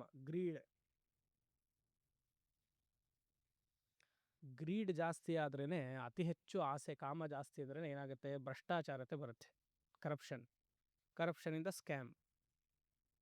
ಕಾಮ, ಕ್ರೋಧ, ಬೇಡದೇ ಇರೋ ಸಮಯದಲ್ಲಿ ಕೋಪ ಇರಬೇಕು ಸ್ವಾಮಿ, ಇದ್ರೇ ಮನೆ ನಡೆಸೋಕ್ಕೆ ಸಾಧ್ಯ. ನೀವು ಕೋಪ ಮಾಡ್ಕೊಳ್ಬೇಡಿ ಅಂದರೆ ಹೇಗೆ ಅಲ್ವಾ. ಕೋಪ ಮಾಡ್ಕೊಂಡ್ರೆ ಆಶ್ರಮ ನಡೆಸೋದೋ ಪೀಠಾಧಿಪತಿ ಆಗೋಕ್ಕೋ ಎಲ್ಲ ಬೇಕು, ಕೋಪ ಬೇಕಲ್ವ. ಅವಾಗೆಲ್ಲ ನಾವೇನು ಹೇಳ್ತೀವಿ, ರುದ್ರನಿಗೆ ಕೋಪ ಇತ್ತು ಅಲ್ವಾ. ಓಂ ನಮೋ ಭಗವತೆ ರುದ್ರಾಯ, ನಿನ್ನ ಕೋಪನಿಗೊಂದು ನಮಸ್ಕಾರ ಅಂತ ಒಂದು ಕೊಟೇಶನ್ ಕೊಟ್ಟು ಸುಮ್ಮನೆ ಆಗ್ಬಿಡ್ತೀವಿ. ಓಂ ನಮೋ ಭಗವತೆ ರುದ್ರಾಯ ನಮಸ್ತೆ ರುದ್ರ ಮನ್ಯವ ಉತೋತ ಇಷವೇ ನಮಃ. ನಿನ್ನ ಕೋಪನಿಗೆ ನಮಸ್ಕಾರ, ನಿನ್ನ ಬಿಲ್ಲಿಗೆ ನಮಸ್ಕಾರ, ಬಾಣಕ್ಕೆ ನಮಸ್ಕಾರ, ನಿನ್ನ ಭುಜಕ್ಕೆ ನಮಸ್ಕಾರ. ಸೊ ರುದ್ರನಿಗೂ ಕೋಪ ಇತ್ತಲ್ಲ. ನೀವು ಕೋಪ ಮಾಡ್ಕೊಳ್ಬೇಡಿ ಅಂತಂದರೆ ಬೇರೆ ಅನ್ಯ ಜನರೆಲ್ಲ ಆಕ್ರಮಣ ಮಾಡ್ತಾರಲ್ಲ, ಅವಾಗ ಸುಮ್ಮನೆ ಇರೋಕ್ಕಾಗತ್ತಾ. ಅದು ಧಾರ್ಮಿಕವಾಗಿ ಬೇರೆ, ಇಲ್ಲಿ ಬ್ರಹ್ಮಜ್ಞಾನದ ವಿಚಾರ ಹೇಳ್ತಿದೆ. ಧಾರ್ಮಿಕವಾಗಿ ಅಲ್ಲಿ ಹೇಗಿರಬೇಕು ಅನ್ನೋದು ಬೇರೆ ವಿಚಾರ. ಅದು ಹೇಗೆ ಸ್ವಾಮಿ, ಇಲ್ಲೊಂದು ಅಲ್ಲೊಂದು ಇರೋಕ್ಕಾಗತ್ತಾ. ಮುಖ್ಯ ಯಾವುದು, ಧರ್ಮದಲ್ಲಿ ಇದ್ದು ಈ ಥರ ಆಕ್ರಮಣವನ್ನು ತಡೆಯೋದಾ, ಇಲ್ಲ ಸುಮ್ಮನೆ ಇದು ಬ್ರಹ್ಮಜ್ಞಾನಿ ಆಗೋದು ಒಳ್ಳೇದಾ ಅಂತ ಪ್ರಶ್ನೆ ಮಾಡಿದೆ. ನೀವೇ ಕೇಳ್ಕೊಳ್ಬೇಕು ಯಾವುದು ಒಳ್ಳೆಯದು ಅಂತ. ನಾವೇನು ಹೇಳ್ತೀವಿ ಗೊತ್ತಾ, ಧರ್ಮವಾಗಿದ್ದು ಅಲ್ಲಿ ಅವ್ರನ್ನ ಹೊಡೆಯೋದೇನು, ಆಕ್ರಮಣ ಮಾಡೋದನ್ನು ತಡೆಯೋದೇ ಉತ್ತಮ ಬ್ರಹ್ಮಜ್ಞಾನಕ್ಕಿಂತ. ಯಾಕೆ, ನಮಗೆ ಕೋಪ ಇದೆಯಲ್ವ, ಬಿಡಕ್ಕೆ ನಮಗಾಗಲ್ಲ. ಅದು ಜಸ್ಟಿಫಿಕೇಶನ್ ಅಲ್ವಾ? ನಾನು ಹಲವಾರು ಸತಿ ಹೇಳಿದ್ದೀನಿ. ಈ ರಮಣ ಮಹರ್ಷಿಗಳ ಹತ್ರ ಸುಮಾರು ಜನ ಬಂದು ಕೇಳಿದ್ರಂತೆ, ಆ ಮೂಮೆಂಟ್ ಹೇಗೆ, ಈ ಮೂಮೆಂಟ್ ಹೇಗೆ, ಈ ಗಾಂಧೀಜಿದು ಸತ್ಯಾಗ್ರಹ ಮೂಮೆಂಟು ಅಥವಾ quit India movement, quit India movement, ಅದ್ರ ಬಗ್ಗೆ ನಿಮ್ಮ ಒಪಿನಿಯನ್ ಏನು ಅಂತ ಕೇಳಿದ್ರಂತೆ. What is your opinion about quit India movement, Mahatma Gandhi movement ಕೇಳಿದರೆ, you ask him. Ramana Maharshi ಕೇಳಿದ್ದಾರೆ, what is your opinion about quit India movement. ನನ್ನೇನು ಯಾಕೆ ಹೇಳ್ತಾರೆ? ಯಾರು ಸೃಷ್ಟಿ ಮಾಡಿದ್ರು ಅದನ್ನು ಅವ್ರನ್ನ ಕೇಳಿ, ಮಹಾತ್ಮ ಗಾಂಧಿನ ಕೇಳಿ ಅಂದಿದ್ದಾರೆ. ವರ್ಲ್ಡ್ ವಾರ್ ಆಯ್ತಲ್ಲ, ಆದವ್ರನ್ನ ಕೇಳಿ. ಸಿಂಪಲ್ ಆನ್ಸರ್ ಅವ್ರದ್ದು. ಬ್ರಹ್ಮಜ್ಞಾನ ಬರಬೇಕು, ಅದ್ರಲ್ಲಿ ಆಸಕ್ತಿ ಇದೆ ಅಂತ ಆಯಿತು ಅಂದರೆ ಎಲ್ಲವನ್ನೇ ಬಿಡಬೇಕು. ಮುಂದಿನ ಶ್ಲೋಕಕ್ಕೆ ಇದೆಲ್ಲ ತಳಹದಿ, ಇದೇ ಶ್ಲೋಕಕ್ಕೇನೆ. ನನ್ನ ಆನಂದ ಹೆಚ್ಚ, ಮತ್ತೊಬ್ಬರ ಆನಂದ ಹೆಚ್ಚ. ನನಗೆ ಫಸ್ಟ್ ನಾನೇ ತಾನೆ. ಕೊರೋನಲ್ಲಿ ನೋಡಿದ್ದೀವಿ ತಾನೇ ಅದು. ನಾನು ಎಷ್ಟು ಕಾಪಾಡ್ಕೊಳ್ಬೇಕು ಅಂತ ಅನಿಸ್ತಲ್ವ, ಎಷ್ಟು ಸ್ವಾರ್ಥತೆ ಇತ್ತು. ಭಾಗವತ ಹೇಳುತ್ತೆ, ಬ್ರಹ್ಮಜ್ಞಾನಿಗೆ ಸ್ವಾರ್ಥ ಫಸ್ಟ್ ಇರಬೇಕು ಹಾಗೆ ಅಂತ. ನಾನು ಮೋಕ್ಷವನ್ನು ಗಳಿಸ್ಬೇಕು ಅನ್ನುವಂತಹ ಸ್ವಾರ್ಥ ಫಸ್ಟ್ ಇರಬೇಕಂತ. ಎಲ್ಲ ಸ್ವಾರ್ಥಕ್ಕಿಂತ ಹೆಚ್ಚು ಅದು ಅಂತ. ವೇದಾಂತದಲ್ಲಿ ಮೋಕ್ಷದ ಇದರಲ್ಲಿ ಮಾತ್ರ ಸ್ವಾರ್ಥ ನಮಗಿರಬೇಕು, ಮಿಕ್ಕಿದೆಲ್ಲ ನಿಸ್ವಾರ್ಥರೇ ಆಗಿರಬೇಕು. ನಿಸ್ವಾರ್ಥ ಆಗಕ್ಕೆ ಇನ್ನೊಂದು ಇರೋದೇ ಇಲ್ಲ ಬ್ರಹ್ಮಜ್ಞಾನ ಬಂದ ಮೇಲೆ. ಆದರೆ ಈ ಕೋಪವನ್ನು ಆದಷ್ಟು ಕಮ್ಮಿ ಮಾಡ್ತಾ ಬರಬೇಕು. ಯಾತಕ್ಕೆ ಕೋಪ ಮಾಡ್ಕೊಳ್ಳೋಕೆ ಯಾರಿದ್ದಾರೆ ಅಂತ ಕೋಪ ಮಾಡ್ಕೊಳ್ತೀರಾ? ನೀವು ವೇದಾಂತ ಮಾರ್ಗದಲ್ಲಿದ್ದರೆ ಕೋಪ ಮಾಡ್ಕೊಳ್ಳೋರು ಅಂತವ್ರು ಯಾರಿದ್ದಾರೆ? ಯಾರ ಮೇಲೆ ಕೋಪ ಮಾಡ್ಕೊಳ್ಬೇಕು ಯೋಚನೆ ಮಾಡಿದ್ದೀರಾ? ಅಥವಾ ಕೋಪ ಯಾಕೆ ಬರುತ್ತೆ ನಿಮಗೆ, ಅದನ್ನು ಯೋಚನೆ ಮಾಡಿದ್ದೀರಾ? ಯಾಕೆ ಬರುತ್ತೆ ಕೋಪ? ಅಹಂಭಾವ ಜಾಸ್ತಿ ಇದ್ರೇ ಕೋಪ ಬರೋದು. ನಾನು ಹೇಳಿದ್ದಾಗಬೇಕು, ಹಾಗೆ ಹೇಳಿಲ್ಲ ಅಂದರೆ ಮನೆ ನಡೆಯಲ್ಲ ಸ್ವಾಮಿ. ನೀವು ಆಶ್ರಮದಲ್ಲೂ ನಡೆಯುತ್ತಾ? ನೀವು ಹೇಳ್ದೆ ಕೇಳಿದೆ ಎಲ್ಲರೂ ಒಬ್ಬೊಬ್ಬರು ಮಾಡಿಬಿಟ್ರೆ ಕೆಲಸ ನಡೆಯುತ್ತಾ? ಹೇಳೋಷ್ಟು ಹೇಳಬೇಕು. ನಮ್ಮ ಆಶ್ರಮದಲ್ಲಿ ಹೇಳಿದಾಗ ಎಲ್ಲರೂ ಕೇಳ್ತಾರೆ ಅಂತನಾ? ಯಾರೂ ಕೇಳಲ್ಲ. ಇಲ್ಲೆಲ್ಲ ಇದ್ದಾರೆ ನೋಡಿ, ಯಾರು ಕೇಳ್ತಾರೆ? ಎಲ್ಲ ಒಬ್ಬೊಬ್ಬರು ಒಂದೊಂದು ಅಡ್ವೈಸ್ ಕೊಡ್ತಾನೆ ಇರ್ತಾರೆ. ನಾವು ಸುಮ್ಮನೆ ಹ್ಞೂ ಹ್ಞೂ ಹ್ಞೂ ಅಂತ ಹೇಳ್ಬಿಟ್ಟಿರ್ಬೇಕಷ್ಟೆ. ಎಲ್ಲ ಕಡೆ ಹಾಗೇನೆ. ನಮ್ಮ ಮನಸ್ಸು ಪೀಸ್ಫುಲ್ ಆಗಿರಬೇಕು ಅಂದರೆ ಅಡ್ವೈಸು ಕೇಳಬೇಕು, ಯಾವ್ದು ಬೇಕೋ ಅದು ಮಾಡ್ತಿರ್ಬೇಕು. ಯಾಕಂದರೆ ಪ್ರತಿಯೊಬ್ಬರ ಮನಸ್ಸು ಅವ್ರ ಮೂಗಿನ ನೇರಕ್ಕೆ ಇರುತ್ತಲ್ವ, ಅದು ಅವ್ರಿಗಿದು ಸರಿ ಇದು ಸರಿ ಅಂತ ಹೇಳ್ತಾರೆ. ಮನೇಲೂ ಹಾಗೆ. ನೀವು ಪೀಸ್ಫುಲ್ ಆಗಿರ್ಬೇಕಾ, ಎಲ್ಲ ಬಿಟ್ಬಿಡಿ, ಯಾರು ಹೇಗಾದರೂ ನಡೆಸ್ಕೊಂಡು ಹೋಗಲಿ.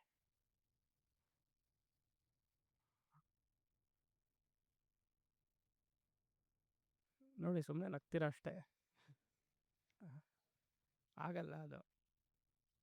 ಅಹಂಭಾವ, ಇಂಡಿವಿಜುವಾಲಿಟಿ, ಸ್ಟ್ರಾಂಗ್ ಇಂಡಿವಿಜುವಾಲಿಟಿ, ನಾ ಹೇಳಿದಾಗೆ ಆಗಬೇಕು ಅಂತ. ಆನಂದವಾಗಿರೋಕ್ಕೆ ಯಾರ ಮಾತು ಕೇಳೋ ಅವಶ್ಯಕತೆ ಇಲ್ಲ. ನೀವು ನೀವಾಗಿ ಇರೋದಕ್ಕೆ ಯಾರ ಮಾತು ಕೇಳೋ ಅವಶ್ಯಕತೆ ಇಲ್ಲ. ಯಾರ ಮಾತು ಯಾಕೆ ಕೇಳಬೇಕು? ನಿಮ್ಮ ಕರ್ತವ್ಯವನ್ನು ಮಾಡಬೇಕೇ ಹೊರತು ನಿಮ್ಮ ಕರ್ತವ್ಯವನ್ನು ಇನ್ನೊಬ್ಬರ ಮೇಲೆ ಹೇರಿ ನಾನು ಹೀಗೆಲ್ಲ ಮಾಡ್ತಿದ್ದೀನಿ, ನನ್ನನ್ನು ಪ್ರಶಂಸನೆ ಮಾಡುವಂತ ಕೇಳುವಂಥ ಅವಶ್ಯಕತೆಯೇ ಇರಲ್ಲ. ಕರ್ತವ್ಯದಿಂದ ವಿಚಲಿತರಾಗಬೇಕು ಅಂತ ಹೇಳ್ತಿಲ್ಲ, ಕರ್ತವ್ಯ ಮಾಡಲೇಬೇಕು. ಗಂಟೆ ಹೊಡಿತು. ಸತ್ಯ ಮುನೀಶ್ವರ ಅಂತ ದೇವರ ಹೆಸರು ಅಲ್ವಾ? ಮುನೇಶ್ವರ, ಸತ್ಯ ಮುನೀಶ್ವರ ಅಂತೇನೋ ಹಾಕಿರ್ಬೇಕಲ್ಲ, ಇಲ್ವಾ? ಮತ್ತೆ ನಾನು ಹೇಳ್ತಿರೋ ಮಾತು ಸತ್ಯ.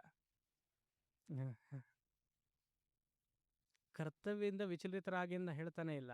ನಿಮ್ಮ ಕರ್ತವ್ಯವನ್ನು ರೋಬೋಟ್ ಥರ ಮಾಡಬೇಕು. ಇವಾಗೆಲ್ಲ AI ಬಂದಿದೆ, AIಗೇನೋ ನೀವೆಲ್ಲ ಫೀಡ್ ಮಾಡಿಬಿಟ್ಟಿರ್ತೀರ, ಹಾಗೆ ಸುಮ್ಮನೆ ಮಾಡ್ತಿರ್ಬೇಕು. ಅದು ಹ್ಞೂ ಹ್ಞೂ ಹುಬ್ಬು ನೇರಿಸೋ ಹಾಗೆ ಇಲ್ಲ. ನೀವು ಹುಬ್ಬು ನೇರಿಸಿದ್ರಿ ಅಂದರೆ ಅಹಂಭಾವ ಜಾಸ್ತಿ ಇದೆ ಅಂತಲ್ಲಿ. ಅಂದರೆ ನೀವು ಹೇಳ್ದ ಕೇಳಬೇಕು ಅಂತ, ಅದು ನಡೆಯೋದೇ ಇಲ್ಲ. ಬ್ರಹ್ಮಜ್ಞಾನಿಗಳು ಆಗೋಕ್ಕೆ ಸಾಧ್ಯವೇ ಇಲ್ಲ. ರಮಣ ಮಹರ್ಷಿಗಳು ಆ ಥರ ಎಲ್ಲ ಕೇಳಿ ಅವರ ಬ್ರಹ್ಮಜ್ಞಾನಿಗಳಾಗಲಿಲ್ಲ, DVJ ಆಗಲಿಲ್ಲ, ಬಿಟ್ಟರು. ಬಿಡುವುದನ್ನು ಕಲಿಬೇಕು, ಕರ್ತವ್ಯವನ್ನು ಮಾಡಬೇಕು. ನಿಸ್ವಾರ್ಥದಿಂದ ಕರ್ಮಯೋಗ ರೀತಿಯಲ್ಲಿ ಕರ್ತವ್ಯವನ್ನು ಮಾಡಬೇಕು. ಮಿಕ್ಕೆಲ್ಲ ಭಗವಂತನಿಗೆ ಬಿಡಬೇಕು. ಆ ರೀತಿಯಾಗಿ ಮಾಡಿದ್ರೇ ಈ ಕ್ರೋಧ ಅನ್ನೋದು ವೃತ್ತಿ ಮನಸ್ಸಿಗೆ ಬರಲ್ಲ. ಲೋಭ ಮೂರನೇದು, ಕಾಮ ಕ್ರೋಧ ಲೋಭ. ಲೋಭ ಅಂದ್ರೇನು? ನನಗೆ ಎಷ್ಟು ಬೇಕೋ ಅಷ್ಟದಿಂದ ಇಲ್ಲದೆ ದಿನ ಜಾಸ್ತಿ ಆಸೆ ಪಡೋದು, ಅದಕ್ಕೆಲ್ಲ ಲೋಭ ಅಂತ. ಅಥವಾ ನಮ್ಮಲ್ಲಿರುವಂತಹ ಸಂಪತ್ತನ್ನು ದಾನ ಮಾಡದೇ ಇರೋದಕ್ಕೆ ನಾವೇ ಇಟ್ಕೊಳ್ಳೋದಕ್ಕೆ ಲೋಭ ಅಂತ ಹೆಸರು.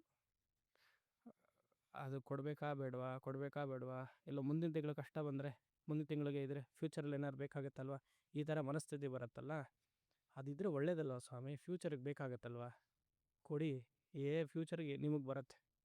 ನೀವು ಇವತ್ತು ಕೊಟ್ರಿ ಅಂದರೆ ಫ್ಯೂಚರಲ್ಲಿ ಯಾರೋ ನಿಮಗೆ ಕಾಪಾಡೋಕ್ಕಿರ್ತಾರೆ. ಅದು ಕೊಡಲಿಲ್ವಾ, ಲೋಭ. ನಿಮ್ಮ ಸಂಪತ್ತು ನಿಮ್ಮಲ್ಲೇ ಇಟ್ಕೊಂಡ್ರೆ ಅದು ಲೋಭವೇ. ಆಮೇಲೆ ಮೋಹ ನೋಡಿದ್ವಿ ಇವಾಗ.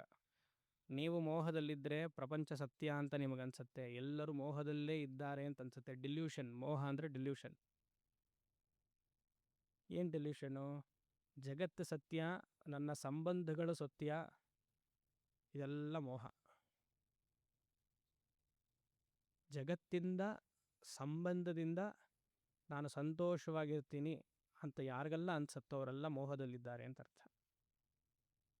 ಇವರು ನನಗೆ ಆನಂದ ಕೊಡ್ತಾರೆ, ಮಗ ನನಗೆ ಆನಂದ ಕೊಡ್ತಾನೆ, ಮಗಳು ಕೊಡ್ತಾಳೆ, ಇದೆಲ್ಲ ಬರುತ್ತಲ್ವ, ಗಂಡ ಹೆಂಡತಿ ಎಲ್ಲ, ಅದೆಲ್ಲ ಮೋಹವೇ.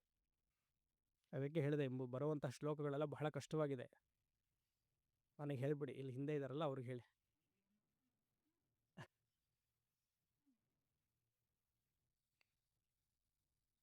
ಸಂತೋಷವಾಗಿರೋಕ್ಕಾಗೋದಿಲ್ಲ. ಮೋಹ ಹೆಚ್ಚಾಗ್ತಿದ್ದಾಗ ಅದೆಲ್ಲ ಕಷ್ಟ. ಇದೆಲ್ಲ ಕಟು ಸತ್ಯ, ಅದನ್ನು ತಿಳ್ಕೊಳ್ಬೇಕು. Better tell the truth than walk away from the truth ಅಂತೇನೋ ಇದೆಯಲ್ಲ. ಆಮೇಲೆ ಮದ ಅಂದರೆ ಮದವೇ, ಅರಗೆನ್ಸ್. ನಾನೇ ಗಳಿಸ್ದೆ, ಎಲ್ಲವೂ ನನ್ನಿಂದನೇ ಅಂತ ಯಾರು ಹೇಳ್ತಾರೋ ಅದು ಮದ. ಒಂದು ಪಿಟ್ ಫಾಲ್ ಆಗಲೇಬೇಕು.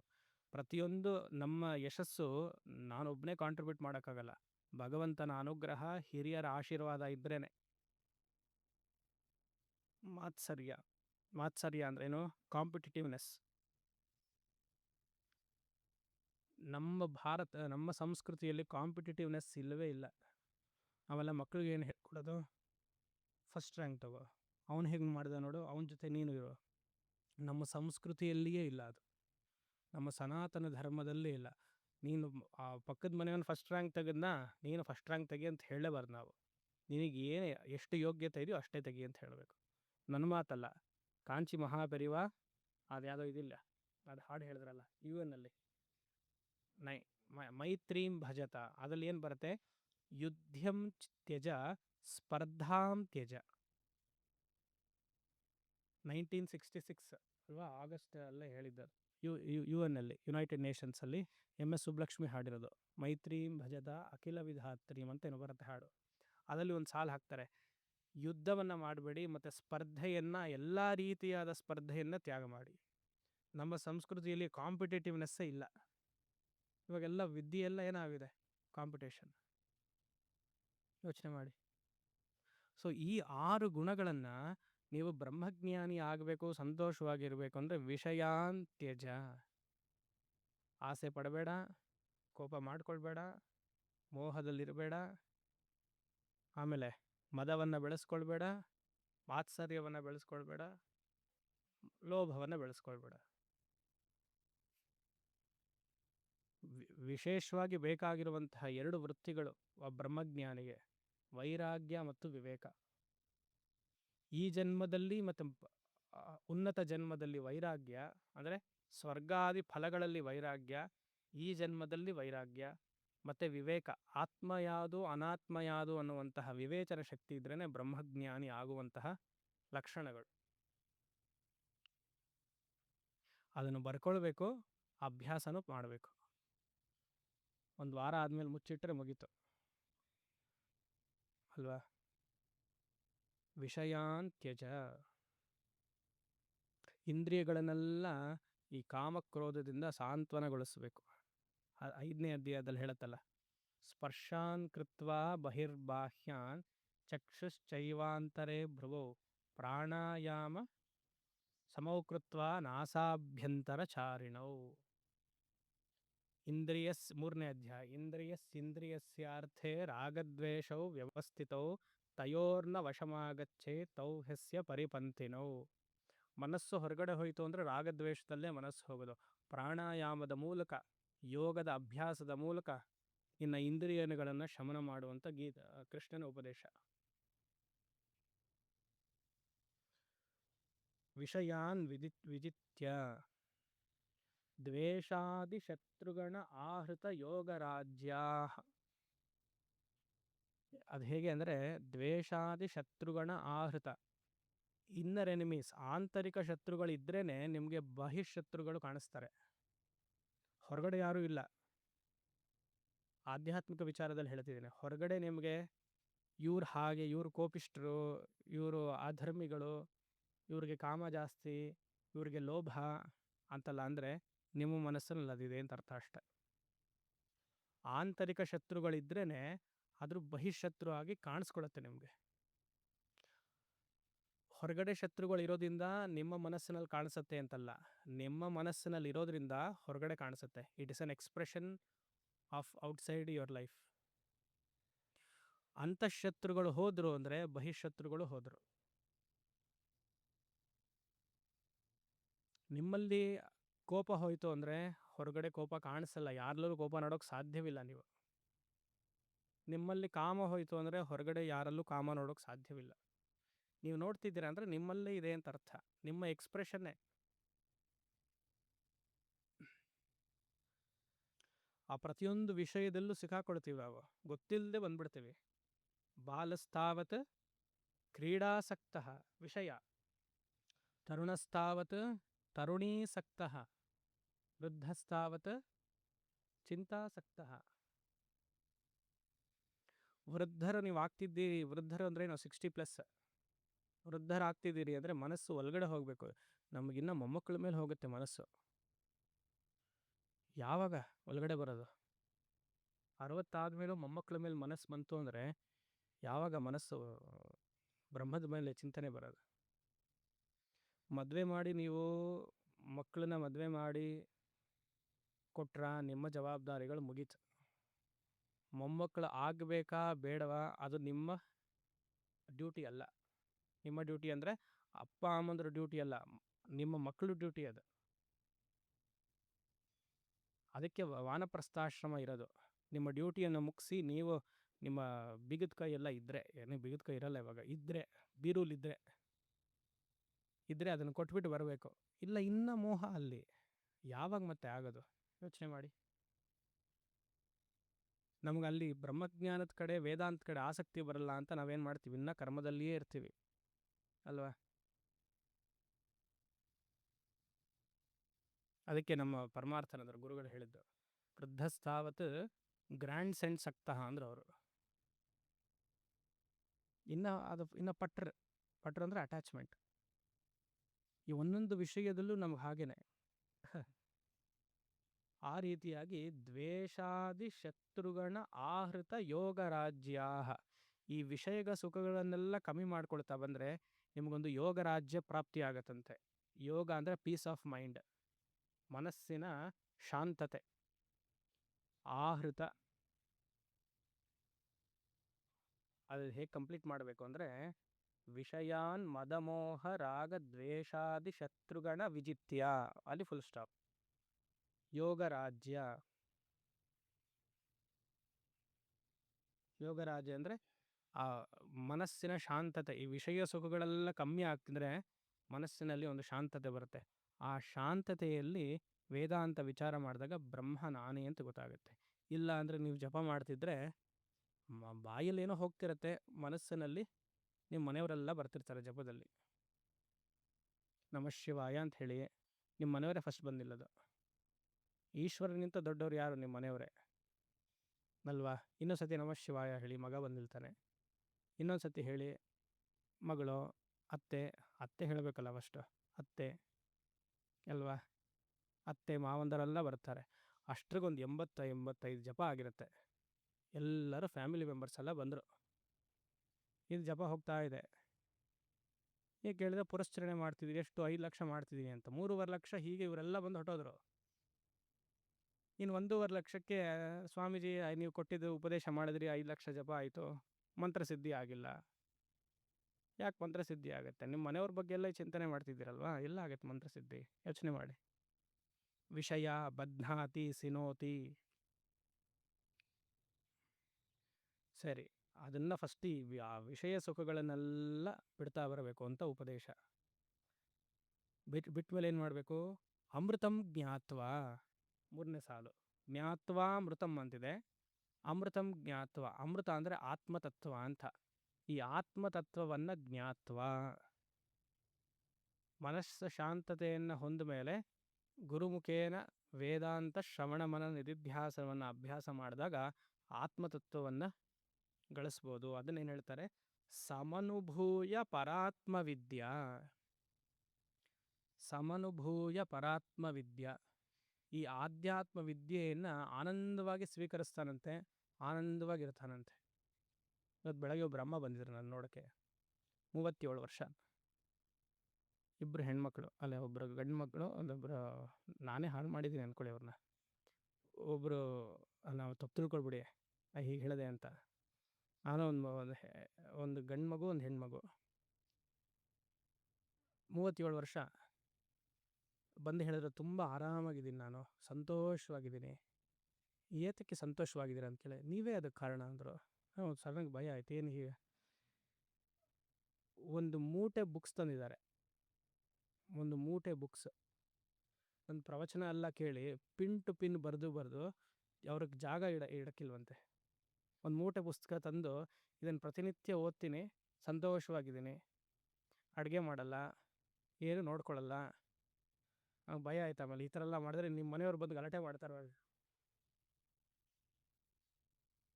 ಅಲ್ವಾ? ತುಂಬ ಸಂತೋಷವಾಗಿದ್ದೀನಿ ಗುರುಗಳ, ಏನು ಅವಶ್ಯಕತೆ ಇಲ್ಲ. ಮುಂಚೆ ಹೇಳ್ತಿದ್ದೆ ವೇದಾಂತ ಎಲ್ಲರೂ ಕಲಿಬೇಕು ಹಾಗೆ ಅಂತ ಹೇಳ್ತಿದ್ದೆ, ಆದರೆ ಅದು ಲಿಪ್ ಸರ್ವಿಸ್ ಮಾತ್ರ ಆಗಿತ್ತು. ನನ್ನ ಮಾತಲ್ಲ, ಅವ್ರ ಮಾತು. ಲಿಪ್ ಸರ್ವಿಸ್ ಮಾತ್ರ ಆಗಿತ್ತು. ಆದರೂ ನನಗೆ ಒಂದು ಒಳ್ಳೆ ಇದು ಸೀರೆ ಉಟ್ಕೊಳ್ಬೇಕು ಅಂತ ಆಸೆ, ಒಡವೆ ತೊಗೊಳ್ಬೇಕು ಅಂತ ಆಸೆ, ಅದೆಲ್ಲ ಹೇಳಿ ವೇದಾಂತವನ್ನು ಹೇಳಬೇಕು ಅಂತಿದ್ದೆ. ಆದರೆ ನನ್ನಲ್ಲೇ ಅದು ಆ ಥರ ಸುಮ್ಮನೆ ಒಂದು ತೆಗೆದ್ರೆ, ಒಂದು ಸರಾನೋ ಯಾವುದೋ ತೆಗೆದ್ರೆ ಬಿಕೋ ಅನಿಸ್ತೈತೆ, ಏನೋ ಒಂಥರ ಖಾಲಿ ಇದೆಯಲ್ಲ ಸೀರೆ ಅಂತ ಅನಿಸ್ತಾಯಿತ್ತು. 6 ತಿಂಗಳು ಟೆಸ್ಟಿಗೆ ಹಾಕಿದೆ ನಾನು, ಯಾವ ಒಡವೆನೂ ತೊಗೊಳ್ಳಲ್ಲ, ಏನೂ ಹಾಕೊಳ್ಳಲ್ಲ, ನೋಡೋಣ ಅಂತ. ಮನಸ್ಸು ಒಪ್ಪಲೇ ಇಲ್ಲ. ಆಮೇಲೆ 2 ತಿಂಗಳು 3 ತಿಂಗಳು ಆಗ್ತಾ ಬಂತು, ಪೀಸ್ಫುಲ್ ಆಗಿದ್ದೀನಿ. ಇವಾಗ ನೋಡಿ, ಏನೂ ಹಾಕಿಲ್ಲ. ತಾಳಿನೂ ತೆಗೆದು, ಚಿನ್ನದ ತಾಳಿ ತೆಗೆದು ದಾರದಲ್ಲಿ ಮಾಂಗಲ್ಯವನ್ನು ಹಾಕ್ಕೊಂಡಿದ್ದಾರೆ. ಬಿಡುವ ಆಗಿದ್ದಾರೆ, ಆರಾಮಾಗಿದ್ದಾರೆ. ನೀವೆಲ್ಲ ಹಾಗೆ ಮಾಡಬೇಕು ಅಂತ ಹೇಳ್ತಿಲ್ಲ, ನೆಮ್ಮದಿಯಿಂದ ಹೇಳ್ತಿದ್ದೀನಿ. ನೀವು ಮಾಡೋದು ಇಲ್ಲ ಅಂತ ನನಗೆ ಗೊತ್ತು, ನೆಮ್ಮದಿಯಿಂದಿದ್ದಾರೆ. ಖಂಡಿತ ನೀವು ಮಾಡಲ್ಲ ಗೊತ್ತು. ಅವ್ರಿಗೇನೋ ಭಗವಂತನ ಆಶೀರ್ವಾದ ಚಿಕ್ಕ ವಯಸ್ಸಲ್ಲಿ ಬಂತು, ಮಾಡ್ತಿದ್ದಾರೆ. ಏನೂ ಕೆಲಸ ಮಾಡಲ್ಲ ಅಂದರೆ ಏನು? ಮಕ್ಕಳಿಗೆ ಎಷ್ಟು ಬೇಕೋ ಅಷ್ಟು ಮಾಡಿ, ಬೆಳಗ್ಗೆ 4 ಗಂಟೆಗೆ ಎದ್ದು ಫಸ್ಟ್ ಎದ್ದಿದ ತಕ್ಷಣ ಗೀತಾ ಪಾರಾಯಣ, 1 ಶ್ಲೋಕ 2 ಶ್ಲೋಕ ಅಧ್ಯಯನ ಮಾಡಿ ಆಮೇಲೆ ಅಡುಗೆ ಮಾಡೋದು. ಅದೆಲ್ಲ ತಾನಾಗೆ ಬಂದಿದ್ರು. ಇನ್ನೂ ಎಲ್ಲ ಸುಮಾರೆಲ್ಲ ಹೇಳಿದ್ರು, ಅದೆಲ್ಲ ಹೇಳಿದ್ರೆ ಇಲ್ಲಿ ಪಬ್ಲಿಕಲ್ಲಿ ಹೇಳಬಾರ್ದು. ನೆಮ್ಮದಿ ಇದ್ದಾರೆ. ಜೀವನದಲ್ಲಿ ಏನೇನೋ ಗೋಲ್ ಹಾಕ್ಕೊಂಡಿದ್ದೆ, ಲೈಫಲ್ಲಿ ಹೀಗಿರಬೇಕು, ಹಾಗಿರಬೇಕು, ಅಲ್ಲಿ ಹೋಗಬೇಕು, ಸ್ವಿಟ್ಜರ್ಲ್ಯಾಂಡ್ಗೆಲ್ಲ ಹೋಗಬೇಕು, ಟೂರ್ ಮಾಡಬೇಕು ಅಂತ. ಯಾವ ಆಸೆನೂ ಇಲ್ಲ. ಆಹೃತ ಯೋಗ ರಾಜ್ಯ, ನನ್ನ ಮನಸ್ಸೇ ಕಿಂಗ್ಡಮ್, ನನ್ನ ಮನಸ್ಸೇ ಪ್ಯಾಲೇಸ್. ಮನಸ್ಸಿನಲ್ಲಿ ಯಾವ ರಾಗದ್ವೇಷಗಳೂ ಇಲ್ಲ, ನೆಮ್ಮದಿಯಾಗಿದ್ದೀನಿ. ಮನೆಯವರೇನೋ ಹೇಳ್ತಾರೆ, ಆ ಸಮಯದಲ್ಲಿ ಮಾಡ್ತೀನಿ, ರೂಮ್ಗೆ ಹೋಗ್ತೀನಿ. ಹೇಳ್ಬಿಟ್ಟಿದ್ದಾರಂತೆ, ಅದಕ್ಕೆ ಹೇಳಬಾರ್ದು ಅಂತ ಬಂತು. ಯಾರು ಮನೆಗೆ ಬರಬಾರ್ದು. ನಮ್ಮ ಮನೆಗೆ ಯಾರು ಸ್ನೇಹಿತರು, ರಿಲೇಟಿವ್ಸ್ ಯಾರೂ ಅಲೌಡ್ ಇಲ್ಲ. ನಾನು ಪಾಡಾಗಿರ್ತೀನಿ. ಬಂದರೆ ಶನಿವಾರ ಭಾನುವಾರ ಮಾತ್ರ ಬರಬೇಕು. ಯಾರು ಬಂದರೆ ನನಗೆ ವಿಚಲಿತ ಆಗುತ್ತೆ ಮನಸ್ಸು. ಅದಕ್ಕೆ ಯಾರಿಗೂ ಓಪನಾಗಿ ಹೇಳಿದ್ದೀನಿ. ಯಾರು ಎಷ್ಟು ಜನ ಹೇಳೋಕ್ಕೆ ಸಾಧ್ಯ? ಅದು ಹೆಣ್ಮಕ್ಳು ಮನೇಲಿ ಯಾರು ಬಿಡ್ತಾರೆ ಈ ಥರ ಈಗಿನ ಕಾಲದಲ್ಲಿ? ಧೈರ್ಯ, ಇದು ಭಗವಂತನ ಅನುಗ್ರಹ. ಮತ್ತು ಮನೆಯವರೆಲ್ಲ ಒಪ್ಪಿದ್ದಾರೆ ಆ ಥರ ಇರೋಕ್ಕೆ. ಪುಣ್ಯ ಅಲ್ವಾ? ಪುಣ್ಯನ ಪಾಪನ? ನಮ್ಮ ಪಾಡಿಗೆ ನಾವು ಇರಬೇಕು ಅಂದರೆ ಯಾರು ತೊಂದರೆ ಮಾಡದೇ ಇದ್ರೆ ಮಹಾಪುಣ್ಯ ಅದು. ಹೆಣ್ಮಕ್ಳಿಗೆಲ್ಲ ಸಾಧ್ಯವೇ ಇಲ್ಲ, ಏನೋ ಅವ್ರಿಗೆ ಪ್ರಾಪ್ತಿ. ಅದ ಬ್ರಹ್ಮಜ್ಞಾನವನ್ನು ಗಳಿಸ್ತಾ ಇದ್ರೆ ಒಂದು ಆನಂದ ಬರುತ್ತೆ ನೋಡಿ. ಗಳಿಸ್ತಾ ಇದ್ರೆ ಅಂದರೆ ಕೇಳ್ತಿದ್ರೆ ಒಂದು ಆನಂದ ಬರುತ್ತೆ. ನಮ್ಮ ಸ್ವರೂಪದಲ್ಲಿ ನಿಂತರೆ ಆನಂದ ಯಾವ ವಸ್ತು ಕೊಟ್ಟರೂ ಆಗಲ್ಲ, ಸಿಗಲ್ಲ. ಏನೇ ಸಿಹಿ ಪದಾರ್ಥ ತಿಂದರೂ ಆಗಲ್ಲ ಅದು. ಇವತ್ತು ನಮ್ಮ ಶ್ರೀರಾಮ್ ಮಧ್ಯಾಹ್ನ ಊಟಕ್ಕೆ ಜಾಮೂನ್ ಮಾಡಿದರು. ಅವರೇ ಎಷ್ಟು ಚೆನ್ನಾಗಿ ಒಳ್ಳೆ ಅಡುಗೆ ಮಾಡ್ತಾರೆ. ಎಷ್ಟು ಚೆನ್ನಾಗಿ ಮಾಡಿದ್ರು. ಅದು ರೌಂಡ್ ಟೆಕ್ಸ್ಚರು, ಪಾಕ, ಒಂದು ಸಿಹಿ ಜಾಸ್ತಿ ಇಲ್ಲ, ಕಮ್ಮಿ ಇಲ್ಲ. ಆವಾಗ ನಾನು ಅನಿಸ್ತು, ಇದು ಎಷ್ಟು ಚೆನ್ನಾಗಿದೆ ಹಾಗೆ ಅಂತ. ಬ್ರಹ್ಮಜ್ಞಾನಕ್ಕೆ ಹೋಲಿಸ್ಬೋದಾ? ಆ ಕ್ಷಣದಲ್ಲಿ ಅಷ್ಟೇ ಅಲ್ವಾ? ಮತ್ತು ಇವಾಗ ಅದನ್ನೇ ತಿಂತಿದ್ರೆ ಅದೊಂಥರ ವಾಕಳಿಕೆ ಬರುತ್ತೆ. ಯೋಚನೆ ಮಾಡಿ. ಯೋಗರಾಜ್ಯಾಹ, ವಿಷಯ ಸುಖಗಳನ್ನೆಲ್ಲ ಕಮ್ಮಿ ಮಾಡ್ತಾ ಬರಬೇಕು. ವೇದಾಂತದಲ್ಲಿ ಆಸಕ್ತಿ ಬರಬೇಕು ಅಂದರೆ ಹೊರಗಡೆ ಹೋಗುವಂತಹ ಆಸಕ್ತಿ ಕಮ್ಮಿ ಆಗಬೇಕು. ಸಂಬಂಧಗಳನ್ನೆಲ್ಲ ಇಟ್ಕೊಳ್ತೀನಿ, ವೇದಾಂತನೂ ಕಲಿತೀನಿ ಅಂದರೆ ಲಿಪ್ ಸರ್ವಿಸ್ ಅಷ್ಟೇ ಅದು. ಸುಮಾರು ಸತಿ ನಾನು ಕ್ಲಾಸಲ್ಲಿ ಹೇಳ್ತೀನಿ, ಯಾರು ನಮ್ಮನ್ನು ರೆಕಗ್ನೈಸ್ ಮಾಡಲೇಬಾರ್ದು. ನಮ್ಮನ್ನು ಯಾರು ಒಬ್ಬರು ರೆಕಗ್ನೈಸ್ ಮಾಡ್ತಿದ್ದಾರೆ ಅಂದರೆ ಅದು ಆಬ್ಸ್ಟಿಕಲ್. ಅವ್ರಿಗೆ ನಾವು ತಾಳ ಹಾಕಬೇಕಾಗತ್ತೆ. ರೆಕಗ್ನೈಷನ್ ಈ ಭಗವಂತ ಕೊಡಲೇಬಾರ್ದು. ನಾನು ಪ್ರಾರ್ಥನೆ ಮಾಡೋದೇ ಅದು, ಭಗವಂತ ನನ್ನನ್ನು ಯಾರು ರೆಕಗ್ನೈಸ್ ಮಾಡೋದೇ ಇರಲಪ್ಪ, ನನ್ನ ಪಾಡಿಗೆ ನಾನು ಬಿಟ್ಬಿಡು. ರೆಕಗ್ನೈಸ್ ಮಾಡಿದ್ರಿ ಅಂದರೆ ಒಬ್ಬೊಬ್ರಿಗೂ ತಲೆಬಾಗಬೇಕು, ಒಬ್ಬೊಬ್ಬರು ಪ್ರಾಬ್ಲಮ್ಸು ಸಾಲ್ವ್ ಮಾಡಬೇಕು, ನಮ್ಮ ಪಾಡಿಗೆ ನಾವಿರಬೇಕು. ನಮಗೇನನ್ಸುತ್ತೆ, I have to get recognised in the society ಅಲ್ವಾ? ನಿಮಗೆ ಗೊತ್ತಿಲ್ಲ ಅದರಿಂದ ಎಷ್ಟು ತೊಂದರೆ ಆಗುತ್ತೆ ಅಂತ. ಮನಸ್ಸಿಂದ ವಿಕ್ಷೇಪಗೊಳ್ಳುತ್ತೆ.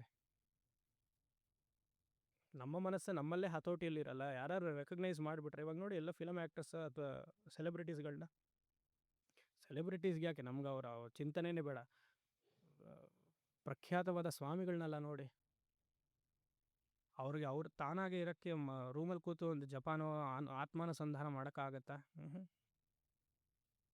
ಕೆಲಸದ ಮೇಲೆ ಕೆಲಸ, ಒತ್ತಡದ ಮೇಲೆ ಒತ್ತಡ, ಏನೋ ಧಾರ್ಮಿಕವಾದ ಒತ್ತಡ, ಅಲ್ಲಿ ಹೋಗ್ಬೇಕು, ಇಲ್ಲಿ ಹೋಗ್ಬೇಕು, ಅಲ್ಲಿ ಕುಂಭಾಭಿಷೇಕ ಮಾಡಬೇಕು, ಇಲ್ಲಿ ಮಾಡಬೇಕು. ರಾತ್ರಿ 12:30 1 ಗಂಟೆಗೆ ಮಲಗಿ ಮತ್ತೆ ಅನುಷ್ಠಾನಕ್ಕೆ 3:30 4 ಗಂಟೆಗೆ ಎದ್ದು, ಎಷ್ಟು ಕಷ್ಟ. ನೀವು ಧರ್ಮ ಚಿಂತನೆಯಿಂದ ಅದೆಲ್ಲ ಒಳ್ಳೆಯದು, ಯಾಕೆ ಧರ್ಮ ಬೆಳಿಬೇಕು, ಅದೆಲ್ಲ ಸರಿ. ವೈಯಕ್ತಿಕವಾಗಿ ಸನ್ಯಾಸವನ್ನು ತಗೊಂಡು ಅವರು ತಾನಾಗಿ ಇಲ್ಲದೆ, ಇದೆಲ್ಲ ಧಾರ್ಮಿಕ ಅಧ್ಯಾಸ. ಇದೆಲ್ಲ ಕಟು ಸತ್ಯ, ಬಟ್ ಸತ್ಯವೇ ಅಲ್ವಾ? ಅರ್ಥಕಾಮಾಧ್ಯಾಸ ಬೇರೆ, ಧರ್ಮ ಅಧ್ಯಾಸ ಬೇರೆ. ಮತ್ತೂರು ಸ್ವಾಮಿಗಳ ಬಗ್ಗೆ ನಾನು ಹೇಳಿದೆ, ಆರಾಮಾಗಿದ್ದಾರೆ. ರಮಣರು ಆರಾಮಾಗಿದ್ದರು. ರಮಣರಿದ್ದಾಗ ಇಷ್ಟು ದೊಡ್ಡ ಆಶ್ರಮ ಎಲ್ಲ ಬರಲಿಲ್ಲ. ತಿರುವಣ್ಣಾಮಲೆಯಲ್ಲಿ ಆರಾಮಾಗಿ ಬರೋರು, ಬೆಳಗ್ಗೆ ಗಿರಿವಲಮೆಲ್ಲ ಮುಗಿಸ್ಕೊಂಡು ಬಂದು ಶೆಕೆ ಆಗೋದು, ಗಾಳಿ ಬೀಸ್ಕೊಂಡು ಆರಾಮಾಗಿ ನೀರು ಕುಡಿದು ಒಂದು ಹಾಸಿಗೆ ಮೇಲೆ ಮಲಗೋರು, ಆಮೇಲೆ ಊಟ. ಬ್ರಹ್ಮಜ್ಞಾನಿ ಹಾಗೆ ಆರಾಮಾಗಿ ವಿಹರಿಸ್ತಾ ಇರಬೇಕು, ವಸಂತ ಕಾಲದ ಥರ ಇರಬೇಕು. ಅವನಿಗೆ ಯಾವ ಬಂಧನವೂ ಇರಬಾರ್ದು. ನಾವೆಲ್ಲ ಅದಕ್ಕೆ ಥರ ಇರೋದು, ಯಾವ ಬಂಧನವೂ ಬೇಡ, ಈ ಬಂಧನದಿಂದ ಯಾವಾಗ ಮುಕ್ತರಾಗ್ತೀವಿ ಅಂತ ತಾನೆ. ಸಪೋಸ್ ನಿಮಗೇನೋ ಮುಕ್ತತೆ ಕೊಟ್ಬಿಟ್ರು ಅಂದರೆ ನೀವು ಒಪ್ತೀರಾ? ನಾಳೆ ಯಾವುದೋ ವಿಚಾರದಲ್ಲಿ ನಿಮ್ಗೆ ಯಾರು ಬಂದು ಮಾತಾಡ್ಸಲ್ಲಪ್ಪ, ಸುಮ್ಮನೆ ಅದಕ್ಕೆ ಟೆಸ್ಟ್ ಕೊಡೋಣ. ನಿಮಗೊಂದು ನಿಮ್ಮ ಮನೆಯವ್ರಿಗೆಲ್ಲ ಫೋನ್ ಮಾಡ್ತೀನಿ ಅಂದ್ಕೊಳ್ಳಿ, ಹೆಣ್ಮಕ್ಳಿಗೆ ಹೇಳ್ತೀನಿ, ನಿಮಗೂ ಅಷ್ಟೇ, ಇಬ್ಬರು ಗಂಡಸರಿಗೂ. ನಾಳೆ ನಿಮ್ಮನ್ನು ಯಾರು ಮಾತಾಡ್ಸಲ್ಲ ಅಂದ್ಕೊಳ್ಳಿ, ಹೇಗಿರುತ್ತೆ ಮನಸ್ಸು? ಶೋಕಮೋಹ. ನೀವು ನಾಳೆ ಬೆಳಗ್ಗೆ ಬಾಗಲ್ ತೆಗೆದ ತಕ್ಷಣ ನಿಮ್ಮ ಮನೆಯವ್ರು ಯಾರೂ ನಿಮ್ಮನ್ನು ನೋಡಲ್ಲ. ಭಯ ಬಂದ್ಬಿಡುತ್ತೆ, ಏನಾಯಿತು ನಿಮಗೆ, ಏನಾಯಿತು ಅಂತ ಅಲ್ವಾ? ಅಷ್ಟು ಡಿಪೆಂಡ್ ಆಗಿದೆ ಮನಸ್ಸು. ನಮಗೆ ಗೊತ್ತಿಲ್ಲ, ನಾವು ಅಂದ್ಕೊಳ್ತೀವಿ ವಿ ಆರ್ ವೆರಿ ಇಂಡಿಪೆಂಡೆಂಟ್ ಅಂತ. ನಿಮ್ಮ ಮನೆಯವ್ರು ನಿಮ್ಮ ಹತ್ರ ಒಂದು ದಿವಸ ಮಾತಾಡಲಿಲ್ಲ ಅಂದರೆ, ಒಂದು ದಿವಸ ಏನೋ ಒಪ್ಕೊಳ್ಬೋದು, ಅದು ಗಲಾಟೆ ಆಗಿದ್ರೆ ಮಾತಾಡಲಿಲ್ಲ ಅಂದರೆ ಪರವಾಗಿಲ್ಲ. ಸಂತೋಷವಾಗಿ ಎಲ್ಲ ಚೆನ್ನಾಗಿತ್ತು, ಅವರು ದುಡಿತಾ ಇದ್ರು, ಅವರಿಂದನೂ ಇನ್ಕಮ್ ಬರ್ತಿದೆ ನಿಮಗೆ, ಅವ್ರು ಮಾತಾಡಲಿಲ್ಲ ಅಂದರೆ ಅವಾಗ ಹೇಗಿರುತ್ತೆ?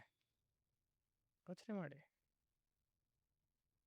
ನಾವು ಅಂದ್ಕೊಳ್ತೀವಿ, ಸ್ವಾಮಿ ನೀವೆಲ್ಲ ತುಂಬ ಅರ್ಥಕಾಮದ ಬಗ್ಗೆ ಎಲ್ಲ ಹೇಳ್ತಿದ್ದೀರಾ, ಇದೆಲ್ಲ ನಮಗಿಲ್ಲ, ನಾನು ತುಂಬ ಆರಾಮಾಗಿದ್ದೀನಿ. ಒಳ್ಳೆಯದು, ಆರಾಮಾಗಿರಿ. ಸಪೋಸ್ ಏನಾಯಿತು ಆವಾಗ ಮನಸ್ಸು ಹೇಗಿದೆ ನೋಡಬೇಕಲ್ವ? ಇದೆಲ್ಲ ವಿಷಯ. ನೀವು ಹೊರಗಡೆ ತಿನ್ನೋದು, ದುಡ್ಡು ವೆಚ್ಚ ಮಾಡೋದು ಅದು ವಿಷಯ ಅಲ್ಲ. ನಮಗೆ ವಿಷಯ ಏನು, ಮನೇಲಿ ಹೇಗಿರ್ತೀವಿ ನಾವು ಅಂತ. ವೇದಾಂತ ಅಲ್ಲಿ ವರ್ಕ್ ಆಗಬೇಕೆ ಹೊರತು ಆಶ್ರಮದಲ್ಲೋ ಮಠದಲ್ಲೋ ವೇದಾಂತ ವರ್ಕ್ ಆಗಲ್ಲ. ನಿಮ್ಮ ಮನಸ್ಸಿನಲ್ಲಿ ವರ್ಕ್ ಆಗಬೇಕು. ಎಷ್ಟು ಫೋನ್ ಕಾಲ್ ಇವತ್ತು ನಾನು ಮಾಡಿದೆ, ಯಾರತ್ತ ಎಷ್ಟೊತ್ತು ಮಾತಾಡಿದೆ. ಇವತ್ತು ಯಾರು ಸುಮಾರು ಜನಕ್ಕೆ ಫೋನಲ್ಲಿ ಮೆಸೇಜ್ ಬರಲಿಲ್ಲ ಅಂದರೆ ಆತಂಕ ಬರುತ್ತೆ, ಗೊತ್ತಾ? ಸುಮಾರು ಜನ ಬಂದು ಹೇಳಿದ್ದಾರೆ. ಎಷ್ಟರ ಮಟ್ಟಿಗೆ ಹೇಳ್ತಾರೆ ಅಂದರೆ, ಸ್ವಾಮಿ ಯೂಟ್ಯೂಬಲ್ಲಿ ನಾನು ಇಂಥ ವೀಡಿಯೋಸ್ನೆಲ್ಲ ಸಬ್ಸ್ಕ್ರೈಬ್ ಮಾಡಿದ್ದೀನಿ, ಡೈಲಿ ಬೆಳಗ್ಗೆ ಅದು 6 ಗಂಟೆಗೋ 10 ಗಂಟೆಗೋ ಬರುತ್ತೆ. ಒಂದು ದಿವಸ ನೋಟಿಫಿಕೇಷನ್ನೇ ಬರಲಿಲ್ಲ ಅವ್ರಿಗೆ. ನನಗೆ ಮೆಸೇಜ್ ಮಾಡಿದ್ರು, ನೋಟಿಫಿಕೇಷನ್ ಬಂದು ಆತಂಕ ಆಯಿತು, ಕ್ಲಾಸ್ ಕೇಳಿಲ್ವಲ್ಲ ಹಾಗೆ ಅಂತ. ನಾನು ಹೇಳಿದೆ, ಇಂಟರ್ನೆಟ್ ನೀವು ಆಫ್ ಮಾಡಿರ್ತೀರ ನೋಡಿ, ಇದೆಲ್ಲ ಮಾಡ್ತಾರೆ, ನೀವು ಗೊತ್ತಿಲ್ಲ, ನೀವು ಪಾಪ ಪರವಾಗಿಲ್ಲ, ಅದೆಲ್ಲ ಮೆಸೇಜ್ ಬರುತ್ತೆ. ನೋಟಿಫಿಕೇಷನ್ ಬಂದಿಲ್ಲ ಅದ್ರ ಆತಂಕ. ಎಷ್ಟರ ಮಟ್ಟಿಗೆ ನಾವು ಡಿಪೆಂಡ್ ಆಗಿರ್ತೀವಿ ನಮಗೆ ಗೊತ್ತಿಲ್ಲ. ಆಹೃತ ಯೋಗ ರಾಜ್ಯಕ್ಕೆ ಹೇಳ್ತಿದ್ದೀನಿ, ನಾನೇನೋ ಬೇರೆ ಕತೆ ಹೇಳ್ತಿಲ್ಲ. ಮನಸ್ಸು ಶುದ್ಧತೆ ಅಲ್ಲ, ಶಾಂತವಾಗಿರಬೇಕು ಅಂದರೆ ಆದಷ್ಟು ವಿಷಯ ಸುಖದಿಂದ ಹೊರಗಡೆ ಬರಬೇಕು. ಜ್ಞಾತ್ವಾಮೃತಂ ಸಮನುಭೂಯ ಪರಾತ್ಮ ವಿದ್ಯಾ ಕಾಂತಾ ಸುಖಂ ವನಗೃಹೆ ಇಲ್ಲ ಬಥಗೃಹೆ ವಿಚರಂತಿ ಧನ್ಯಾ. ಆತ್ಮಜ್ಞಾನಿಗೆ ಹೆಂಡತಿ ಯಾರು ಅಂತಂದರೆ ವೇದಾಂತವೇ ಹೆಂಡತಿ ಅಂತೆ. ಕಾಂತಾ ಸುಖಂ, ಅವನ ಗೃಹಸ್ಥರೋ ಬ್ರಹ್ಮಚಾರಿಯೋ ಸನ್ಯಾಸಿಯೋ, ನಾವೆಲ್ಲ ಸನ್ಯಾಸಿಗಳು, ನಮ್ಗೆ ಯಾರ್ಯಾರು ಹೆಂಡತಿ ಇದ್ದಾರೆ ಧರ್ಮಪತ್ನಿ ಇದ್ದಾರೆ ಅಂದರೆ ವೇದಾಂತ ಶಾಸ್ತ್ರವೇ. ಒಂದು ಒಳ್ಳೇದೇನು ಅಂದರೆ ರಿಯಾಕ್ಟ್ ಮಾಡಲ್ಲ. ಈ ಧರ್ಮಪತ್ನಿ ರಿಯಾಕ್ಟ್ ಮಾಡಲ್ಲ ಅಲ್ವಾ, ನಾವೇನು ಹೇಳಿದ್ರು ಹೌದು ಹೌದು ಅನ್ನತ್ತೆ. ಆದರೆ ಇಲ್ಲಿ ವಿದ್ಯಾ ಅಂತ ಹಾಕಿದ್ದಾರೆ ಶಂಕರರು. ವಿದ್ಯಾ ಅನ್ನೋದು ಸ್ತ್ರೀಲಿಂಗ, ಕಾಂತಾ ಸುಖಂ ಅನ್ನೋದು ಪುಲ್ಲಿಂಗ. ಗಂಡನಿಗೆ ಹೆಂಡತಿಯಿಂದ ಸುಖ ಅಂದರೆ ಬ್ರಹ್ಮಜ್ಞಾನಿಗೆ ಬ್ರಹ್ಮವಿದ್ಯೆಯಿಂದ ಸುಖ, ಜ್ಞಾನಿಗೆ ಬ್ರಹ್ಮವಿದ್ಯೆಯಿಂದ ಸುಖ. ಸ್ತ್ರೀಲಿಂಗವನ್ನು ಹಾಕಿದ್ದಾರೆ, ವಿದ್ಯಾ.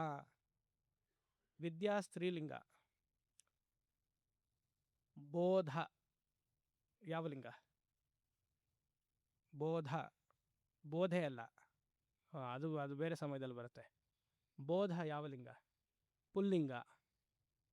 ಸೊ ಇವಾಗೇನು ಮಾಡಬೇಕು, ಗಂಡಸರು ನೀವೆಲ್ಲ ಇದನ್ನು ಹೇಗೆ ಓದಬೇಕು ಅಂದರೆ ಸಮನುಭೂಯ ಪರಾತ್ಮ ವಿದ್ಯಾ ಅಂತ ಓದಬೇಕು.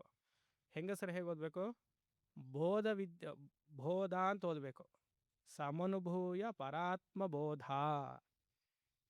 ಯಾಕಂದರೆ ಸ್ತ್ರೀಲಿಂಗ ಆಗಿರುವಂಥ ನಿಮಗೆ ಬೋಧ ಅನ್ನುವಂತಹ ಪುಲ್ಲಿಂಗದಲ್ಲಿ ಓದಬೇಕು. ಪುಲ್ಲಿಂಗದಲ್ಲಿರೋರೆಲ್ಲ ವಿದ್ಯಾ ಅಂತ ಓದಬೇಕು. ಮತ್ತು ಮಧ್ಯದಲ್ಲಿ ಇನ್ನೊಂದು ಲಿಂಗ ಇದೆ, ಯಾವುದು? ನಪುಂಸಕ ಲಿಂಗ. ಅದಕ್ಕೇನು ಹಾಕಬೇಕು? ಜ್ಞಾನಂ ಅಂತ ಹಾಕಬೇಕು. ಜ್ಞಾನ ಮಿಸ್ ನಪುಂಸಕ ಲಿಂಗ. ಸಮನುಭೂಯ ಪರಾತ್ಮ ವಿದ್ಯಾ ಕಾಂತಾ ಸುಖಂ ಭತಗೃಹೆ ವಿಚರಂತಿ ಧನ್ಯ. ಮನೇಲಿ ಇದ್ದುಕೊಂಡೇ ಆತ ಕಾಡಿನಲ್ಲಿರೋದ್ರ ರೀತಿಯಾಗಿರ್ತಾನಂತೆ. ಅದಕ್ಕೆ ವನಗೃಹೇನೂ ಓಕೆ, ಬತಗೃಹೇನೂ ಓಕೆ. ಬತ ಅಂದರೆ ಮಾತಾಡ್ತಿರುವಂತಹ ಮನೆಯಲ್ಲಿಯೇ ಆರಾಮಾಗಿ ಯಾರು ಮಾತಾಡದೇ ಥರ ಇಲ್ಲ ಅನ್ನುವಂಥ ರೀತಿಯಲ್ಲಿ ಇರ್ತಾರಂತೆ. ಮನೆಯಲ್ಲಿ ಅಂದರೆ ಮಾತು, ಹಲವಾರು ವ್ಯವಹಾರಗಳು, ಟ್ರಾನ್ಸಾಕ್ಷನ್ಸ್. ಆದರೆ ಅವನಿಗೆ ಯಾರು ಮಾತಾಡ್ತಿಲ್ಲ. ಆ ವೇದಾಂತ ಚಿಂತನೆಯಲ್ಲಿ ಅವನಿಗೆ ಕಾಡು ಥರ ಇದೆಯಂತೆ ಮನೆ. ಮನೇಲಿ ಯಾರು ಎಷ್ಟು ಬೇಕಾದರೂ ಮಾತಾಡಲಿ, ನಮ್ಮ ಚಿಂತನೆ ಎಲ್ಲಿರಬೇಕು? ಅಹಂ ಪೂರ್ಣ ಬ್ರಹ್ಮ ಏವ ಅಸ್ಮಿ, ಆ ರೀತಿಯಾಗಿರಬೇಕು.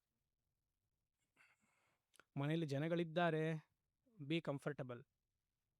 ಮನೇಲಿ ಯಾರೂ ಇಲ್ಲ, ಬಿ ಈಕ್ವಲಿ ಕಂಫರ್ಟಬಲ್. ನಿಮ್ಮನ್ನು ಯಾರು ಮಾತಾಡ್ಸಿದ್ರು ತುಂಬ ಸಂತೋಷ. ನಿಮ್ಮ ಕಡೆ ಯಾರು ಮುಖ ಇಟ್ಟು ನೋಡಲಿಲ್ಲ, ಇನ್ನೂ ಸಂತೋಷ. ನೀವು ನೋಡು ಹಾಗೆ ಹೋದ, ನೋಡ್ಲು ಹೋಗಲಿಲ್ಲ ಅಂತೆಲ್ಲ ಹೇಳಬಾರ್ದು, ಪುಣ್ಯ ಅಂದ್ಕೊಳ್ಬೇಕು. ಮುಂದಿನ ಶ್ಲೋಕ.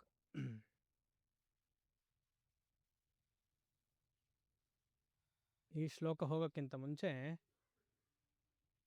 ಸರಿ, ಬ್ರಹ್ಮಜ್ಞಾನವನ್ನು ಗಳಿಸ್ಬೇಕು ಅಂದರೆ ಈ ಕಾಮಕ್ರೋಧಾದಿ ಅರಿಷಡ್ ವರ್ಗವನ್ನು ಕಮ್ಮಿ ಮಾಡ್ಕೊಳ್ತಾ ಬರಬೇಕು.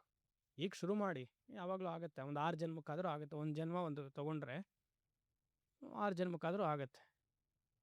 ಇದು ಹೇಗೆ ಗಳಿಸೋದು, ಇದನ್ನು ಕಮ್ಮಿ ಮಾಡಿಕೊಳ್ಳೋದು ಹೇಗೆ ಅಂತ ಒಂದು ಉಪಾಯವನ್ನು ನೋಡೋದಾದರೆ, ಮೊಟ್ಟ ಮೊದಲಿಗೆ ನಮಗೆ ವಿವೇಕ ಇರಬೇಕು. ಈ 6 ಶತ್ರುಗಳು, ಅಂತಃಶತ್ರುಗಳು ನನ್ನಲ್ಲಿ ಇದೆ ಅಂತ ಫಸ್ಟು ಅಕ್ಸೆಪ್ಟ್ ಮಾಡಬೇಕು. ಮೇ ಯು ಹ್ಯಾವ್ ಎ ವಿವೇಕ to accept that these 6 in different permutations and combinations exist in your mind. ಸುಮಾರು ಜನ ನನ್ನಲ್ಲಿ ಇಲ್ಲ ಅಂತಲೇ ಅಂದ್ಕೊಂಡಿರ್ತಾರೆ. ನಿಮಗೆ ಕೋಪ ಇದೆ ಅಂದರೆ ನಮಗೆ ಗೊತ್ತು ಕೋಪ ಇದೆ ಅಂತ. ನಿಮಗೆ ಕೋಪ ಇದೆ, ಅಲ್ಲೇ ಗೊತ್ತಾಯ್ತಲ್ಲ ಕೋಪ ಇದೆ ಅಂತ, ಅಲ್ವಾ? ಅಷ್ಟೆ. ಅದು ನಾವು ಹೇಳಿದ್ರೆ ಪರವಾಗಿಲ್ಲ, ಗುರುಗಳೇ ಹೇಳ್ತಿದ್ದಾರೆ ಅಂತ. ಅದನ್ನು ನಿಮ್ಮ ಮನೆಯವ್ರು ಹೇಳಿದ್ರೆ ಸುಮ್ಮನಿರೋ, ನಿನಗೇನು ಗೊತ್ತಾಗಲ್ಲ, ಅಲ್ವಾ? ನೀವು ಕೋಪ ಇದೆ ನಿಮಗೆ ಅಂತಂದರೆ ಹೌದು ಕೋಪ ಇದೆ, ಅಷ್ಟು ಮುಗಿದೋಯ್ತು. ಅಲ್ಲಿಗೆ ನೆಕ್ಸ್ಟ್ ಮಾತೇ ಬರಲ್ಲ. ಅದು ಅಲ್ಲಿ ಯಾಕೆ ಮಾತಿಗೆ ಮಾತು ಬರುತ್ತೆ ಅಂದರೆ ಅಹಂಭಾವ ಇರೋದ್ರಿಂದನೇ ಮಾತಿಗೆ ಮಾತು ಬರೋದು. ಏನು ಗಳಿಸೋಕ್ಕೆ ಸಾಧ್ಯ ಇಲ್ಲ. ನೀವು ಅದು ಮಾತು ಬೆಳೆಸಿ ನಿಮಗೇನೋ ಭಯ, ಕಂಟ್ರೋಲ್ ತೊಗೊಂಡ್ಬಿಡ್ತಾರೆ ಮನೇಲಿ, ಅದನ್ನು ಸ್ವಲ್ಪ ಪ್ರೆಸ್ ಮಾಡೇ ಇಟ್ಟಿರಬೇಕು. ಇವ್ರನ್ನ ಯಾರು ಏನು ಕಂಟ್ರೋಲ್ ತೊಗೊಳಕ್ಕೆ ಸಾಧ್ಯ ಇಲ್ಲ. ಎಲ್ಲ ಪ್ರಾರಬ್ಧವಶ ಅದು ಹೇಗೆ ನಡಿಬೇಕೋ ಹಾಗೆ ನಡೀತಾನೇ ಇದೆ. ನಿಮಗೆ ಸುಮ್ಮನೆ ಅದು ಆಭಾಸ ಅಷ್ಟೇ, ಇವ್ರನ್ನ ಕಂಟ್ರೋಲಲ್ಲಿ ಇಟ್ಕೊಂಡ್ರೆ ಪರವಾಗಿಲ್ಲ ಅಂತ. ಎಷ್ಟು ದಿವಸ ಇಟ್ಕೊಳ್ತೀರಾ? ಇಂದ್ರಿಯಗಳ ಶಕ್ತಿ ಇರೋವರೆಗೂ ಇಟ್ಕೊಳ್ತೀರಾ, ಆಮೇಲೆ ಮುಗೀತು. ಅದೇ ಮೊಟ್ಟ ಮೊದಲಿಗೆ ವಿವೇಕ ಇರಬೇಕು. ನನಗಿದೆಲ್ಲ ಇದೆ. ಸಪೋಸ್ ಹಿರಿಯರು ಯಾರು ಹೇಳ್ತಿದ್ದಾರೆ ಅಂದರೆ ಅರಿಷಡ್ ವರ್ಗದಲ್ಲಿ ಎಲ್ಲವೂ ಎಲ್ಲರಿಗೂ ಇರುತ್ತೆ ಅಂತಲ್ಲ, ಡಿಫ್ರೆಂಟ್ ಪ್ರಪೋರ್ಷನ್ಸಲ್ಲಿ ಇರುತ್ತೆ, ಇರಲೇಬೇಕು. ಅದಕ್ಕೆ ನಾವು ಮನುಷ್ಯರು. ಸನ್ಯಾಸಿಗಳಿಗೂ ಈ ಥರ ಡಿಫ್ರೆಂಟ್ 6 ಪ್ರಪೋರ್ಷನ್ಸ್ ಬಂದೇ ಬರುತ್ತೆ. ಅದು ಬಂದಾಗ ಮನಸ್ಸಿನಲ್ಲೇ ನ್ಯೂಟ್ರಲೈಸ್ ಮಾಡಿಬಿಡ್ಬೇಕು ಅದು. ಯಾಕಂದರೆ ವ್ಯವಹಾರದಲ್ಲಿ ನಿಮ್ಮ ಜೊತೆ ಎಲ್ಲ ಇದ್ದಾಗ ನನ್ನ ಮನಸ್ಸಿಗೂ ಬರುತ್ತೆ. ಯಾವುದೋ ಒಂದು ವೃತ್ತಿ ಬಂದಾಗ ಅಲ್ಲೇ ನ್ಯೂಟ್ರಲೈಸ್ ಮಾಡಬೇಕದು. ಆಚೆ ಬರದೇ ಇರೋ ಥರ ಬಿಟ್ಕೊಳ್ಬಾರ್ದು. ಅದು ಮಿಥ್ಯ, ಇದು ಅವಶ್ಯಕತೆ ಇಲ್ಲ, ನನ್ನ ಸ್ವಧರ್ಮಕ್ಕೆ ಇದು ಅವಶ್ಯಕತೆ ಇಲ್ಲ, ಹಾಗೆ ಅಂತಲೇ ತಿದ್ದಬೇಕು. ಅದು ವಿವೇಕ. ಅಲ್ಲೇ ಎಫರ್ಟ್ ಹಾಕಬೇಕು ಫಸ್ಟು. ನಾವೇನು ಮಾಡ್ತೀವಿ, ಬಾಯಿಂದನೋ ಮನಸ್ಸಿಂದ ಆಚೆ ಬಂದ ಮೇಲೆ ಹೇಳಿಬಿಟ್ಟಿರ್ತೀವಿ, ಬೈದುಬಿಟ್ಟಿರ್ತೀವಿ, ಅಯ್ಯೋ ಹೀಗೆ ಹೇಳಿದ್ನಲ್ವಾ ಅನ್ಸುತ್ತೆ. ಅದು ಭಯಕ್ಕಿಂತ ಮುಂಚೆ ಮನಸ್ಸಿನಲ್ಲೇ ವಿವೇಚನೆಯಿಂದ ಅದನ್ನು ತೆಗೆದುಹಾಕಬೇಕು. ಅದಕ್ಕೆ ವಿವೇಕ ಫಸ್ಟ್ ಬೇಕು. ತುಂಬ ಅಲರ್ಟ್ ಆಗಿರಬೇಕು. ಕೋಪ ಮಾಡ್ಕೊಳ್ಳೋದೇ ಇರೋ ಥರ, ಇನ್ನೊಬ್ಬ ವ್ಯಕ್ತಿಯ ಮೇಲೆ ಕಾಮ ಬರದೇ ಇರೋ ಥರ, ಗಂಡಿಗಾದರೆ ಹೆಣ್ಣು, ಹೆಣ್ಣಿಗಾದರೆ ಗಂಡು, ಅದು ಅಲ್ಲೇ ಮನಸ್ಸಿನಲ್ಲಿಯೇ ಚೇಂಜ್ ಮಾಡಬೇಕು. ಲೋಭ ಎಲ್ಲವೂ ಅದೊಂದು ವಿವೇಕ. ಇನ್ನೊಂದು ಸತ್ಸಂಗ, ತುಂಬ ಇಂಪಾರ್ಟೆಂಟ್. ಸತ್ಸಂಗತ್ವೇ ನಿಸ್ಸಂಗತ್ವಂ, ನಿಸ್ಸಂಗತ್ವೇ ನಿರ್ಮೋಹತ್ವಂ, ನಿರ್ಮೋಹತ್ವೇ ನಿಶ್ಚಲತತ್ವಂ. ಸತ್ಸಂಗಕ್ಕೂ ನಿಶ್ಚಲಕ್ಕೂ ಡೈರೆಕ್ಟ್ ಕನೆಕ್ಷನ್. ಸತ್ಸಂಗ ಯಾಕೆ ನಾವು ಮಾಡ್ತೀವಿ ಅಂದರೆ ಮನಸ್ಸು ನಿಶ್ಚಲವಾಗಿರೋದಕ್ಕೆ ಮಾಡ್ತೀವಿ. ಆ ನಿಶ್ಚಲದಿಂದ ಫ್ರೂಟ್ ಯಾವುದು? ಜೀವನ್ಮುಕ್ತಿ. ಮನಸ್ಸು ಶಾಂತವಾಗಿರೋದೇ ಅದೇ ಜೀವನ್ಮುಕ್ತ ಸ್ಥಿತಿ. ಯಾರಿಗೆ ಈ ಅರಿಷಡ್ ವರ್ಗದಲ್ಲಿ ಕಮ್ಮಿ ಡಿಪೆಂಡೆನ್ಸಿ ಇದೆಯೋ ಅವ್ರ ಹತ್ರ ಸತ್ಸಂಗ ಮಾಡಬೇಕು. ಅವಾಗೇನಾಗತ್ತೆ, ನಿಮ್ಮಲ್ಲಿರುವಂತಹ ವೃತ್ತಿಗಳೆಲ್ಲ ಕ್ಷೀಣಿಸ್ತಾ ಹೋಗುತ್ತೆ. ವಿವೇಕ, ಸತ್ಸಂಗ. ಆಮೇಲೆ 3ನೇದು ಸಂಕಲ್ಪ. ನಾನು ಈ ದುರ್ಗುಣಗಳಿಂದ ಆಚೆ ಬರಬೇಕು ಅನ್ನುವಂತಹ ಸಂಕಲ್ಪವನ್ನು ಮಾಡಿಕೊಳ್ಬೇಕು. ಮನಸ್ಸಿನಲ್ಲಿದೆ ಇರಲಿ, ಅದು ಯಾವಾಗ ಆಗುತ್ತೋ ತಾನಾಗೆ ಆಚೆ ಬರಲಿ, ಇಲ್ಲ ತಾನಾಗೆ ಹೋಗಲಿ. ಸಂಕಲ್ಪ. ಇಂಟ್ರಾಸ್ಪೆಕ್ಷನ್ ಮಾಡಬೇಕು. ಪ್ರತಿನಿತ್ಯ ಮಲ್ಕೊಳ್ಳೋಕ್ಕಿಂತ ಮುಂಚೆ ಈ ಥರ ಎಲ್ಲ ದುರ್ಗುಣಗಳೆಲ್ಲ ಇತ್ತು, ಇದನ್ನು ಹೇಗೆ ಹೋಗಿಸೋದು? ಸತ್ಸಂಗದಿಂದ ಹೋಗುತ್ತೆ, ಅರಿವಿನಿಂದ ಹೋಗುತ್ತೆ. ಒಂದು ಪ್ರಾಜೆಕ್ಟ್ ನೀವೇ ಹಾಕ್ಕೊಳ್ಬೇಕು. ಈ 1 ತಿಂಗಳು ನಾವು ಕೋಪ ಮಾಡ್ಕೊಳ್ಳಲ್ಲ, ಏನೇ ಬರಲಿ ಕೋಪ ಮಾಡ್ಕೊಳ್ಳಲ್ಲ. ಈ ತಿಂಗಳು ನಾನು ದಾನವನ್ನು ಮಾಡ್ತೀನಿ. ಈ ತಿಂಗಳು ಯಾವುದೇ ವ್ಯಕ್ತಿ ಅನ್ಯತಾ ಧರ್ಮದ ನನ್ನ ಮನೆಯವ್ರ ಮೇಲೆ ಬಿಟ್ಟು ಬೇರೆ ಇನ್ಯಾರ ಮೇಲೂ ಕಾಮವನ್ನು ತೋರಿಸಲ್ಲ. ನೀವೇ ಪ್ರಾಜೆಕ್ಟ್ ಹಾಕಬೇಕು. ಅದಕ್ಕೆ ನೀವೇ ಪನಿಷ್ಮೆಂಟು ಕೊಡಬೇಕು. ಮನಸ್ಸು ಬೇರೆ ಕಡೆ ಹೋಯ್ತು, ಕೋಪ ಮಾಡ್ಕೊಂಡ್ರಿ ಅಂದರೆ ಇವತ್ತು ಊಟ ಇಲ್ಲ, ಮನಸ್ಸಿಗೆ ನೀವೇ ಹೇಳಬೇಕು. ಆವಾಗ ಸ್ವಾಮಿ ಗ್ಯಾಸ್ಟ್ರಿಕ್ಕು, ತಲೆನೋವು ಅದೆಲ್ಲ ಹೇಳಬಾರ್ದು. ಅದೆಲ್ಲ ಮನಸ್ಸು ಹೇಳುತ್ತೆ, ಓ ಇವನು ನನ್ನನ್ನು ಕಟ್ಟಿಡ್ತಾ ಇದ್ದಾನೆ, ಅದಕ್ಕೆ ಇವನಿಗೆ ಗ್ಯಾಸ್ಟ್ರಿಕ್ ಅನ್ನುವಂಥ ವೃತ್ತಿ ಕೊಡೋಣ. ನಾವು ಎಷ್ಟು ಮೋಸ ಇದ್ದೀವಿ ಜನರು, ನಾವು ಮನುಷ್ಯರು ಅಂದರೆ. ಸತ್ಯಕ್ಕೆ ತುಂಬ ಹೆದರ್ತೀವಿ ನಾವು. ಸತ್ಯವನ್ನು ಮರೆಮಾಚಕ್ಕೆ ಮಾಡುವಂತಹ ಹಲವಾರು ನಾಟಕಗಳಿವೆಲ್ಲ. ಸಂಕಲ್ಪ ಇರಬೇಕು, ನಾನು ಇದರಿಂದ ಆಚೆ ಬರಬೇಕು, ನಾನು ಬ್ರಹ್ಮಜ್ಞಾನಿ ಆಗಬೇಕು ಅಂದರೆ ಸಂಕಲ್ಪದಿಂದ ಈ ಅರಿಷಡ್ ವರ್ಗವನ್ನೆಲ್ಲ ಆದಷ್ಟು ಕಮ್ಮಿ ಮಾಡ್ಕೊಳ್ತಾ ಬರ್ತೀವಿ. ನೀವೊಂದು ಅದೇನೋ ಹೇಳ್ತಾರಲ್ಲ, ನ್ಯೂ ಇಯರ್ಗೆ ರೆಸಲ್ಯೂಷನ್, ಫೇಲೇ ಆಗೋದದು, ಬಟ್ ಅಟ್ಲೀಸ್ಟ್ ಶುರು ಮಾಡಿ. ಜನವರಿ 1ಗೆ ಸ್ಟಾರ್ಟ್ ಮಾಡಿ 2ಗೆ ಮುಗ್ದು ಹೋಗುತ್ತೆ ಅದು. ಅಟ್ಲೀಸ್ಟ್ ಶುರು ಮಾಡಬೇಕು. 4ನೇದು ವೆರಿ ಇಂಪಾರ್ಟೆಂಟ್, ಪ್ರತಿಪಕ್ಷ ಭಾವನಾ. ಸಂಕಲ್ಪ ಆದಮೇಲೆ 4ನೇದು ಪ್ರತಿಪಕ್ಷ ಭಾವನಾ. ಅಂದರೆ entertaining a counter thought to these arishadvargas. ಇವಾಗ ಕಾಮ ಇದೆ, ಕಾಮಕ್ಕೆ ವಿರುದ್ಧವಾದ ಇನ್ನೊಂದು ವೃತ್ತಿಯನ್ನು ಬೆಳೆಸ್ಕೊಳ್ಬೇಕು. ಇದು ಸಂತೃಪ್ತಿ. ತೃಪ್ತಿಯಾಗಿರೋದಕ್ಕೆ ಕಾಮಕ್ಕೆ ರಾಮಬಾಣ. ಕಾಮ ಏನು ಹೇಳುತ್ತೆ? ನನಗದು ಬೇಕು, ಇದು ಬೇಕು ಅಂತ ಹೇಳ್ತಿರುತ್ತೆ. ಅದಕ್ಕೆ ವಿರುದ್ಧವಾದ ವೃತ್ತಿ ಏನು? ತೃಪ್ತಿ. ಪ್ರತಿಯೊಂದು ಅರಿಷಡ್ ವರ್ಗಕ್ಕೂ ವಿರುದ್ಧವಾದ ಒಂದು ವೃತ್ತಿಯನ್ನು ಬೆಳೆಸ್ಕೊಳ್ಬೇಕು. ಅದಕ್ಕೆ ಪ್ರತಿಪಕ್ಷ ಭಾವನಾ ಅಂತ ಹೆಸರು.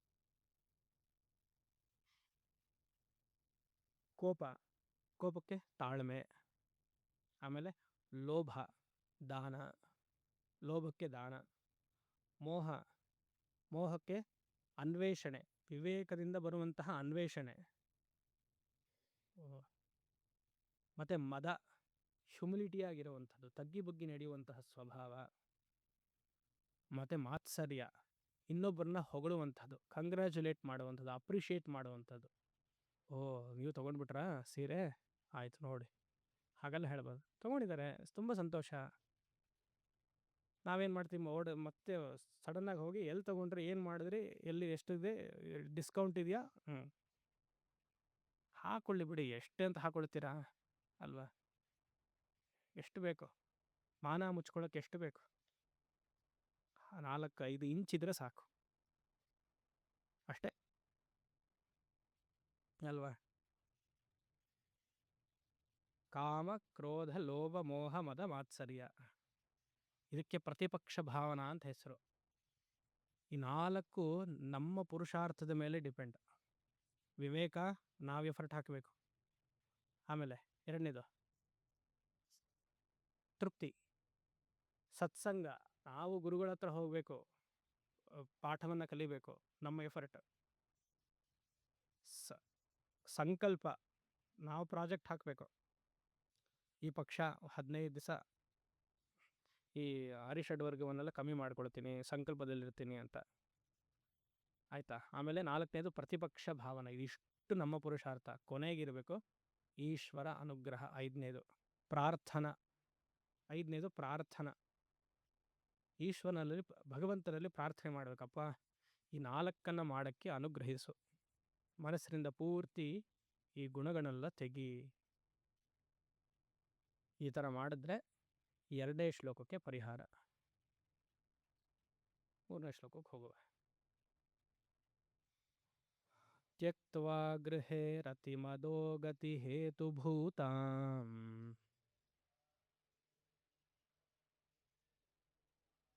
ಆತ್ಮೇಚ್ಛಯೋಪನಿಷದರ್ಥರಸಂ ಪಿಬಂತಃ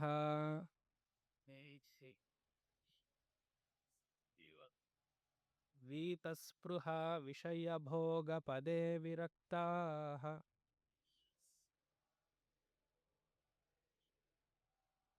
ಧನ್ಯಾಶ್ಚರಂತಿ ವಿಜನೇಷು ವಿರಕ್ತಸಂಗಾಃ.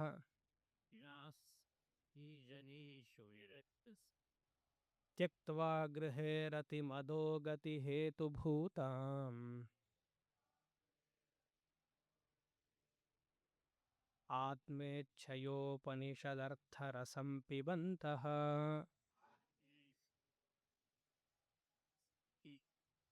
ವೀತಸ್ಪೃಹ ವಿಷಯಭೋಗಪದೇ ವಿರಕ್ತಾಃ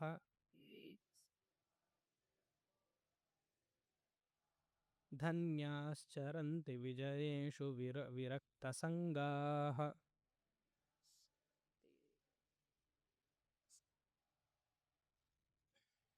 ನಮ್ಮ ಸನಾತನ ಧರ್ಮದಲ್ಲಿ ಈ ವರ್ಣಾಶ್ರಮ ಧರ್ಮ ಅನ್ನುವಂಥ ಕಾನ್ಸೆಪ್ಟ್ ಇದೆ, ಎಲ್ಲರಿಗೂ ಗೊತ್ತಿರುವಂಥದ್ದೇ. ಬ್ರಾಹ್ಮಣ, ಕ್ಷತ್ರಿಯ, ವೈಶ್ಯ ಅಷ್ಟು ಹೇಳಲ್ಲ. ಆಮೇಲೆ ಬ್ರಹ್ಮಚಾರಿ, ಗೃಹಸ್ಥ, ವಾನಪ್ರಸ್ಥ, ಸನ್ಯಾಸ. ಇದು ಇಟ್ ಇಸ್ ಅನ್ ಇನ್ಸ್ಟಿಟ್ಯೂಟ್ ಅಂದ್ರೇನು? ಬ್ರಹ್ಮಚರ್ಯ ಆಶ್ರಮ ಅನ್ನೋದು ಕೆಲವು ಕಾಲಗಳ ಕಾಲ, ಆಮೇಲೆ ಗೃಹಸ್ಥಾಶ್ರಮ, ವಾನಪ್ರಸ್ಥ, ಸನ್ಯಾಸಿ. ಪ್ರತಿಯೊಬ್ಬ ಮನುಷ್ಯನು ಈ 4 ಆಶ್ರಮವನ್ನು ಪೂರೈಸಬೇಕು. ನಮ್ಮ ಸಂಸ್ಕೃತಿ, ಸನಾತನ ಧರ್ಮ ಹೀಗೆ ಹೇಳಿಕೊಟ್ಟಿರೋದು. ಹೀಗೆ ಮಾಡೋದ್ರಿಂದನೇ ನಾವು ಮನುಷ್ಯನ ಜನ್ಮದ ಉಪಯೋಗ ಮಾಡಿಕೊಳ್ತೀವಿ. ಪ್ರತಿಯೊಂದು ಆಶ್ರಮದಲ್ಲಿಯೂ ಆ ಆಶ್ರಮಕ್ಕೆ ತಕ್ಕ ಹಾಗಿರಬೇಕು. ಇವಾಗ ಬ್ರಹ್ಮಚರ್ಯ ಆಶ್ರಮದಲ್ಲಿ ಬ್ರಹ್ಮಚಾರಿ ವೇದಾಧ್ಯಯನವನ್ನು ಮಾಡಿ, ಇಲ್ಲಾಂದರೆ ಈಗಿನ ಕಾಲದಲ್ಲಿ ಲೌಕಿಕ ವಿದ್ಯೆಯನ್ನು ಓದಿ, ವೇದದ ಬ್ರಹ್ಮಚಾರ್ಯ ಕಾಲದಲ್ಲಿ ಓದಬೇಕು, ಓದುವಂತಹದ್ದೇ ಅವನಿಗೆ ಕೆಲಸ. ಅಲ್ಲಿ ಏನಾಗುತ್ತೆ, ಇವಾಗ ಹುಡುಗ ಹುಡುಗಿನ ನೋಡ್ತಾನೆ, ಹುಡುಗ ನೋಡ್ತಾನೆ, ಅದಕ್ಕೇನಾಗುತ್ತೆ, ಓದೋದ ಕಡೆ ಇಂಟ್ರೆಸ್ಟ್ ಬರಲ್ಲ.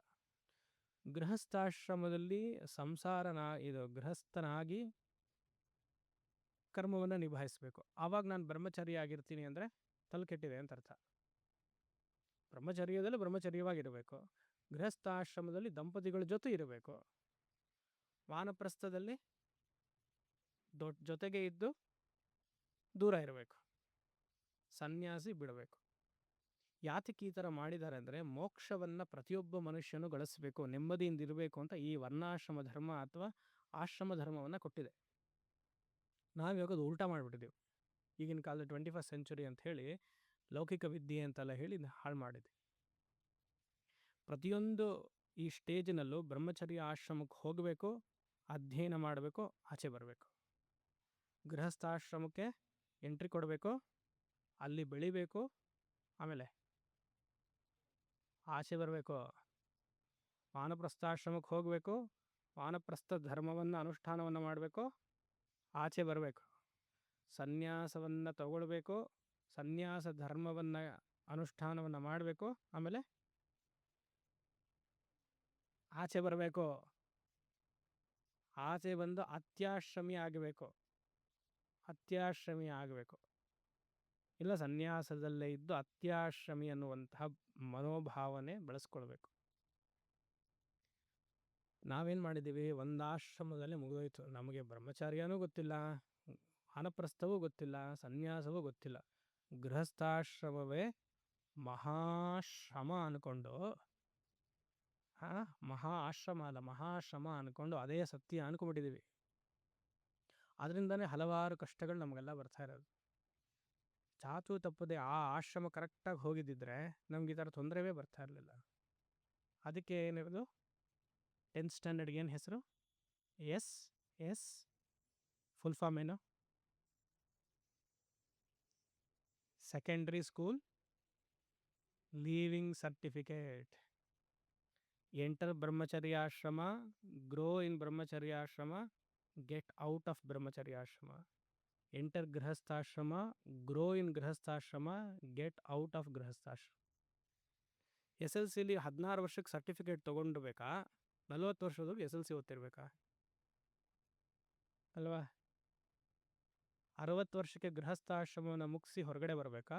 ಅಲ್ಲೇ ಇರಬೇಕಾ ಇನ್ನು ಅಟ್ಯಾಚ್ಮೆಂಟ್ ಜೊತೆಗೆ? ಹೇಳಿ, ಬರ್ತೀರಾ ಇಲ್ವಾ? ಆಭಾಸ ಸತ್ಯನ ನಿಜವಾಗ್ಲೂ ಬರ್ತೀರಾ? ಬಂದರೆ ಏನು ಮಾಡ್ಬೇಕು ಸ್ವಾಮಿ? ನಿಮ್ಮ ಆಶ್ರಮದಲ್ಲಿ ನೋಡ್ಕೊಳ್ತೀರಾ? ನೀವು ಬನ್ನಿ ಆಚೆ ನೋಡೋಣ. ಆಮೇಲೆ ಭಯ ಬರಲ್ಲ, ಯಾರೂ ಬರಲ್ಲ. ಬರಬೇಕು ಅಂತ ಹೇಳ್ತಿದೆ ಈ ಶ್ಲೋಕ. ಬರಲಿಲ್ಲ ಅಂದರೆ ಆಶ್ರಮಕ್ಕೆ ಕಳಂಕ, ಆ ಪ್ರತ್ಯೇಕವಾದ ಆಶ್ರಮಕ್ಕೆ ಕಳಂಕ. ಬ್ರಹ್ಮಚರ್ಯ ಆಶ್ರಮದಲ್ಲೇ ಚೆನ್ನಾಗಿ ವೇದಾಧ್ಯಯನವೋ ಅಥವಾ ಸಂಸ್ಕೃತ ಇದು ನಮ್ಮ ಭಾರತೀಯ ಸಂಸ್ಕೃತ ವಿದ್ಯೆವೋ ಅಥವಾ ಲೌಕಿಕ ವಿದ್ಯೆ ಆಗಲಿ ಅದು ಗಳಿಸಿದ್ವಿ. ಕರೆಕ್ಟ್ ಸಮಯಕ್ಕೆ ಮದುವೆ ಆಯಿತು, ಮಕ್ಕಳಾಯಿತು, ನೆಕ್ಸ್ಟ್ ಹೋಗ್ತಿರ್ಬೇಕು. ಅಂಟ್ಕೊಂಡ್ಬಿಡ್ತೀವಿ. ಯಾಕೆ ಅಂಟ್ಕೊಳ್ತಾರೋ ಜನ ಗೊತ್ತಾಗಲ್ಲ. ಅದು ಏನಿದೆ ಅದಲ್ಲಿ ಅಂತಲೇ ಗೊತ್ತಾಗಲ್ಲ. ಯಾಕಂದರೆ ಪ್ರತಿಯೊಂದು ಸಂಬಂಧದಲ್ಲಿ ಅಂಟಿದ್ರು ನಿಮ್ಗೆ ಅದು ದುಃಖ ಅಂತ ಎಷ್ಟು ನೋಡಿರ್ತೀರಿ ನೀವೇ ಅಲ್ವ? ಪ್ರತಿಯೊಂದು ಸಂಬಂಧವೂ ಒಂದು ದುಃಖ ತಾನೆ. ಅದರಲ್ಲಿ ಆಭಾಸ ಸುಖ ಮಾತ್ರ. ಅದು ಸುಖ ಸಿಗತ್ತೆ ಅಂತ ಒಂದು ತಪ್ಪು ಕಲ್ಪನೆ ಅದು. ಸರಿ, ಏನೋ ತಾತ್ಕಾಲಿಕವಾಗಿದ್ವಿ, ಆಚೆ ಬರಬೇಕು ತಾನೆ. ಅದಕ್ಕೆ ಹೇಳಿದಿಲ್ಲ, ಬಹಳ ಕಷ್ಟ ಹೇಳೋದು. ಇದರಿಂದ ಹೇಳದೆ ಈ ಶ್ಲೋಕ ಈ ಗ್ರಂಥವನ್ನೇ ಮಾಡಲಿಲ್ಲ ಅಂದರೆ ಶಂಕರರಿಗೆ ಒಂಥರ ಆಗುತ್ತೆ. ನಾನು ಇಷ್ಟೆಲ್ಲ ಬರೆದಿದ್ದೀನಿ, ಯಾರು ಹೇಳ್ತಾನೆ ಇಲ್ವಲ್ಲ ಅಂತ. ಹೇಳಿದ್ರೆ ಯಾರು ಸ್ವೀಕಾರ ಮಾಡಲ್ಲ, ಕೊನೆಗೆ ನಮ್ಮನ್ನೇ ತಪ್ಪುವಾಗಿ ನೋಡ್ತಾರೆ. ನೋಡಿ, ನಂದು ಏನಾದ್ರು ಪದ ಇದೆಯಾ? ಅಲ್ಲಿ ಏನಿದೆಯೋ ಅದನ್ನೇ ಹೇಳ್ತಾ ಇರೋದು. ಅವ್ರೇನು ಹೇಳ್ತಿದ್ದಾರೆ? ಗೃಹೇ ರತಿಂ ತ್ಯಕ್ತ್ವಾ, ಗೃಹೇ ರತಿಂ ತ್ಯಕ್ತ್ವಾ. ಇಲ್ಲಿ ರತಿ ಅಂದರೆ ಬೇರೆ ಯಾವುದೋ ನಿಮ್ಮ ಮನಸ್ಸಿಗೆ ಬರಬಾರ್ದು. ರತಿ ಅಂದರೆ ಇಂಟೆನ್ಸ್ ಕ್ಲಿಂಗಿಂಗ್ ಅಟ್ಯಾಚ್ಮೆಂಟ್ ಅನ್ನೋದಕ್ಕೆ ಪದಕ್ಕೆ ರತಿ ಅಂತ ಹೆಸರು. ತೀವ್ರವಾದ ಇಚ್ಛೆ, ತೀವ್ರವಾದ ಬಂಧನಕ್ಕೆ ರತಿ ಅಂತ ಹೆಸರು. ಅನುಬಂಧ, ತೀವ್ರವಾದ ಪ್ರೇಮ, ಕಾರಣದಿಂದ ಬರುವಂತಹ ಪ್ರೇಮ, ಸ್ವಾರ್ಥದಿಂದ ಬರುವಂತಹ ಪ್ರೇಮಕ್ಕೆ ರತಿ ಅಂತ ಹೆಸರು. ಗೃಹೇ ರತಿಂ ತ್ಯಕ್ತ್ವಾ. ಗೃಹಸ್ಥಾಶ್ರಮದ ಮೇಲೆ ಅಷ್ಟು ಪಟ್ರೆ ಬೆಳೆಸ್ಕೊಳ್ಬೇಡ, ಅಷ್ಟು ಅಟ್ಯಾಚ್ಮೆಂಟ್ ಬೆಳೆಸ್ಕೊಳ್ಬೇಡ. ಅಯ್ಯೋ, ಅವು ಇಲ್ಲದೆ ಹೇಗೆ ಸ್ವಾಮಿ ನಡೆಸೋದು? ಎಲ್ಲದಕ್ಕೂ ಒಂದು ನಮ್ಮದು ಸಡನ್ನಾಗಿ ಆಗಲ್ಲ ಅನ್ನೋದಕ್ಕೆ ಈ ಥರ ಎಲ್ಲ ಹೇಳೋದು ನಾವು. ಅದಕ್ಕೆ ಕರ್ಮಯೋಗ ಬಂದಿರೋದು. ಕರ್ಮವನ್ನು ಮಾಡಬೇಕಷ್ಟೇ, ಅಟ್ಯಾಚ್ಮೆಂಟ್ ಯಾಕೆ ಬೆಳೆಸ್ಕೊಳ್ಬೇಕು? ಆಶ್ರಮವನ್ನು ನಡೆಸಬೇಕು, ಪೀಠವನ್ನು ನಡೆಸಬೇಕು, ಅಟ್ಯಾಚ್ಮೆಂಟ ಬೆಳೆಸ್ಕೊಳ್ಬೇಕು. ಇವಾಗ ಶ್ರೀ ಸನ್ನಿಧಾನ ಮಹಾಸನ್ನಿಧಾನಕ್ಕೆ ಅಟ್ಯಾಚ್ಮೆಂಟ ಇದೆ. ಬಂದರು ಶಿಷ್ಯರನ್ನು ಕೊಟ್ಟರು, ಆರಾಮಾಗಿ ಹೊರಪಾಡಾಗಿಲ್ವಾ? ಹಾಗಿರ್ಬೇಕು ತಾನೆ. ಆ ವ್ಯವಹಾರವನ್ನು ಮಾಡ್ತಿದ್ದಾಗಲೂ ಯಾವುದಕ್ಕೂ ಅಂಟ್ಕೊಳ್ದೇ ಇರೋ ಥರ ಇರಬೇಕು. ಗೃಹೇ ರತಿಂ ತ್ಯಕ್ತ್ವ intense attachment to the people in the family. ಎಷ್ಟೋ ಜನಕ್ಕೆ ಮನೆ ಮೇಲೆ ಅಟ್ಯಾಚ್ಮೆಂಟ್ ಬಂದಿರುತ್ತೆ ಗೃಹೆ ಅಂತ ಹಾಕಿದ್ರಿಂದ. ಈ ಮನೆ ಕಟ್ಟಿಸ್ದೆ, ಯಾರು ಒಬ್ರು ಮನೆಗೆ ಬಂದರೆ, ಈ ಚಿಕ್ಕ ಮಕ್ಕಳೆಲ್ಲ ಬಂದಿರ್ತಾರೆ ಮನೆಗೆ ಬಂದು ನೇರ ಹೋಗಿ ವಾಲಲ್ಲಿ ಬರೆದ್ಬಿಡ್ತಾರೆ. ಹೀಗೆ ನೋಡಿದ್ದೀರಾ? ಅಯ್ಯೋ ಬರೆದ್ಬಿಟ್ಟ ಹಾಗಂತ. ಆಮೇಲೆ ಈ ಗೋಡೆಗೆ ನಿಂತ್ಕೊಂಡ್ರೆ ಸ್ವಲ್ಪ ಮುಂದೆ ಬನ್ನಿ, ನಿಮ್ಮ ತಲೆಯಲ್ಲಿರೋ ಎಣ್ಣೆ ಅಲ್ಲಿಗಿದ್ದಿಟ್ಟೆ ಇದಾಗುತ್ತೆ. ಅದು ಕಪ್ಪಗಾಗುತ್ತೆ, ಎಣ್ಣೆ ಆಗೋಗುತ್ತೆ ಅಂತ. ಇದು ಈ ಪಿಲ್ಲರ್ಗೆ ಅಟ್ಯಾಚ್ಮೆಂಟ್. ಅವ್ರು ಹೋದ್ರು ಏನೋ ಒಂದು. ಇವಾಗ ಅದಕ್ಕೆ ಏನು ಮಾಡಿದೆ, ಪೇಂಟ್ ಪ್ರೂಫ್ ಬಂದ್ಬಿಟ್ಟು ಇದು ವಾಷಿಂಗ್ ಪ್ರೂಫಾ ಏನೋ ವಾಟರ್ ಪ್ರೂಫ್. ವಾಟ್ ಮಾಡ್ಬೋದು ಅಂತ. ಎಲ್ಲಿಗೆ ನಮ್ಮ ಅರ್ಥಕಾಮಕ್ಕೆ ಹೇಗೆಲ್ಲ ಬಂದಿದೆ ನೋಡಿ. ನಮಗೆ ಅದು ಪಿಲ್ಲರಲ್ಲಿ ಎಣ್ಣೆ ನೋಡ್ತೀವಿ ಹೊರತು ಪ್ರಹ್ಲಾದ ನರಸಿಂಹನೇ ನೋಡ್ದ ಅಲ್ವಾ? ಮನಸ್ಸು ಹೇಗಿದೆ ನೋಡಿ. ಅಲ್ಲಿ ಹೋಗ್ಬೇಡ, ಬರಿಬೇಡ, ಅದು ಮಾಡಬೇಡ, ಅಷ್ಟು ಅಟ್ಯಾಚ್ಮೆಂಟ್. ಅದು ಅನಾತ್ಮ. ಅದಕ್ಕೆ ಏನು ಸಿಮೆಂಟಲ್ಲಿ ಕಟ್ಟಿರೋಂಥ ಅದಕ್ಕೆ ಹೋಗಿ ನಾವು ಪ್ರೀತಿ. ಆಮೇಲೆ ಹೋಗೋದು ಒರೆಸಿ ಏನೋ ಒಂದು ಮಾಡ್ಬೇಕು ತಾನೆ. ಯೋಚನೆ ಮಾಡಿ. ನಾ ಏನು ಹೇಳ್ತಿಲ್ಲ, ಶಂಕರರು ಹೇಳ್ತಿದ್ದಾರೆಲ್ಲ. ಸಪೋಸ್ ನೀವು ಈ ರೀತಿಯಾಗಿ ತುಂಬ ಗೃಹಸ್ಥಾಶ್ರಮದಲ್ಲೇ ಇದ್ದು ಗೃಹಸ್ಥಾಶ್ರಮದಿಂದ ಆಚೆ ಬರಲಿಲ್ಲ ಆದರೆ ನೀವು ಅಧೋಗತಿ ಹೇತುಭೂತ, ಪಾತಾಳಕ್ಕೆ ಬಿದ್ದಿರಿ ಅಂತಿದ್ದಾರೆ ಶಂಕರರು. ಮತ್ತೆ ನಿಮ್ಮನ್ನು ಯಾರು ಎತ್ತಲ್ಲ. ಅದರಿಂದ ಮರುಜನ್ಮವೂ ಇದೇ ರೀತಿಯಾಗಿರುತ್ತೆ. ಇನ್ನೊಂದು ಯಾರನ್ನ ಕಟ್ಕೊಳ್ಬೇಕು, ಅವರು ಇದೇ ಥರ ಇರ್ತಾರೆ, ಮುಗೀತು. ನೆಕ್ಸ್ಟ್ ಜನ್ಮಕ್ಕೂ ಅದೇ.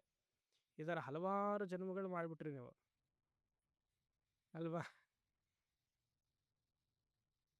ಅಧೋಗತಿ ಹೇತುಭೂತ. It is a spiritual downfall if you are not able to differentiate between ಆತ್ಮ ಆ್ಯಂಡ್ ಅನಾತ್ಮ. ಈ ವಿವೇಕವನ್ನು ಬೆಳೆಸ್ಕೊಳ್ಳಿಲ್ಲ ಅಂದರೆ ಬಹಳ ಕಷ್ಟ. ಈಗಿನ ಕಾಲದಲ್ಲಿ ಎಲ್ಲರೂ ಬಿಟ್ಟು ತುರ್ಯಾಶ್ರಮವನ್ನು ತಗೊಳ್ಳಿ ಅಂತ ಹೇಳೋಕ್ಕೂ ಆಗಲ್ಲ, ಕಷ್ಟ ಅದು. ಯಾಕಂದರೆ ವ್ಯವಸ್ಥೆನೂ ಆ ಥರ ಸರಿಯಾಗಿಲ್ಲ. ಇರುವ ಜಾಗದಲ್ಲೇ ಮಾನಸಿಕವಾಗಿ ಆ ರೀತಿಯಾಗಿರಬೇಕು. ಸ್ವಾಮಿ ಮಾನಸಿಕವಾಗಿದ್ದರೆ ಬಹಳ ಕಷ್ಟ. ಆಡ್ ಮ್ಯಾನ್ ಔಟ್ ಥರ ಇರಬೇಕಾಗತ್ತೆ. ಇರಬೇಕು. You should make your priority straight to the people. ಅದಲ್ಲಿ ಬ್ಲ್ಯಾಕ್ ಆ್ಯಂಡ್ ವೈಟ್ ಆಗಿರಬೇಕು. ನಾನು ಹೀಗಿರ್ತೀನಿ ಅಂದರೆ ಹೀಗಿರ್ತೀನಿ ಅಷ್ಟೇ. ಅದು 1000 ಜನ ನಿಮ್ಗೆ ಎದುರಿಸಿದ್ರು ಹಾಗೇ ಇರಬೇಕು. ಕೇಳಿಲ್ವಾ ಆ ತಾಯಿಯ ಕತೆ ಹೇಳಿಲ್ವಾ? 37 ವಯಸ್ಸಿಗೆ ಇಂದ್ರಿಯಗಳೆಲ್ಲ ಇನ್ನು ಹೆಣ್ಮಕ್ಳಿಗೆ, ಎಲ್ಲ ಹೆಣ್ಮಕ್ಳಿಗೆ ಗಂಡಸರಿಗೂ ಇರುತ್ತೆ, ದೈಹಿಕವಾಗಿ ಅನುಭವಿಸ್ಬೇಕು, ಊರೆಲ್ಲ ಸುತ್ತಬೇಕು ಅಂತ. ಎಲ್ಲ ಬೇಡ ಅಂತ ಬಂದ್ರಲ್ವಾ? ಹೇಗೆ ಬರುತ್ತದು? ಸುಮಾರು ಅಪೋಸಿಷನ್ಸ್ ಬಂತು. Nothing doing, this is my life. ಅಕ್ಕ ಮಹಾದೇವಿಗೆ ಹೇಗಾಯಿತು? ಅಕ್ಕ ಮಹಾದೇವಿ ಕತೆ ಗೊತ್ತು ತಾನೆ? ಎಷ್ಟು ಸುಂದರವಾಗಿದ್ರು ಆಕೆ ತಾಯಿ. ಎಲ್ಲರೂ ಬಂದರು ಆಕೆ ಹತ್ರ, ಎಲ್ಲ ಮಲ್ಲಿಕಾರ್ಜುನ. ಕಾಂತಾ ಸುಖಂ ಬಂತು. ಎಲ್ಲ ನನ್ನ ಗಂಡ ಆಗಲಿ, ಮಗ ಆಗಲಿ, ಮಗಳಾಗಲಿ, ಎಲ್ಲ ಮಲ್ಲಿಕಾರ್ಜುನ ಸ್ವಾಮಿ. ಯೋಚನೆ ಮಾಡಿ. ಯಾಕಂದರೆ ಮನಸ್ಸಿನಲ್ಲಿ ಬ್ರಹ್ಮಜ್ಞಾನದ ವೃತ್ತಿ ಆಸಕ್ತಿ ಬಂದ್ಬಿಟ್ಟಿದೆ. ವಿಷಯ ಸುಖದಲ್ಲಿ ಆಸಕ್ತಿ ಇಲ್ಲ. ವಿಷಯ ಸುಖವನ್ನು ಗಳಿಸಿ 50-60 ಆದಮೇಲೆ ಬರ್ತೀನಿ ಅನ್ನೋದು ಮೋಹ. ನಮ್ಮ ಇಂದ್ರಿಯ ದೌರ್ಬಲ್ಯವನ್ನು ಹೇಳ್ಕೊಳಕ್ಕಾಗದೆ ಈ ರೀತಿಯಾಗೆಲ್ಲ ಪದವನ್ನು ಉಪಯೋಗಿಸ್ತಾ ಇದ್ದೀವಿ ನಾವು ಅಷ್ಟೇ. ಯೋಚನೆ ಮಾಡಿ. ಈ ವೇದಾಂತ ಮಾರ್ಗಕ್ಕೆ, ಬ್ರಹ್ಮಜ್ಞಾನಕ್ಕೆ ಬರಲಿಲ್ಲ ಅಂದರೆ ಅಧೋಗತಿ ಹೇತುಭೂತ.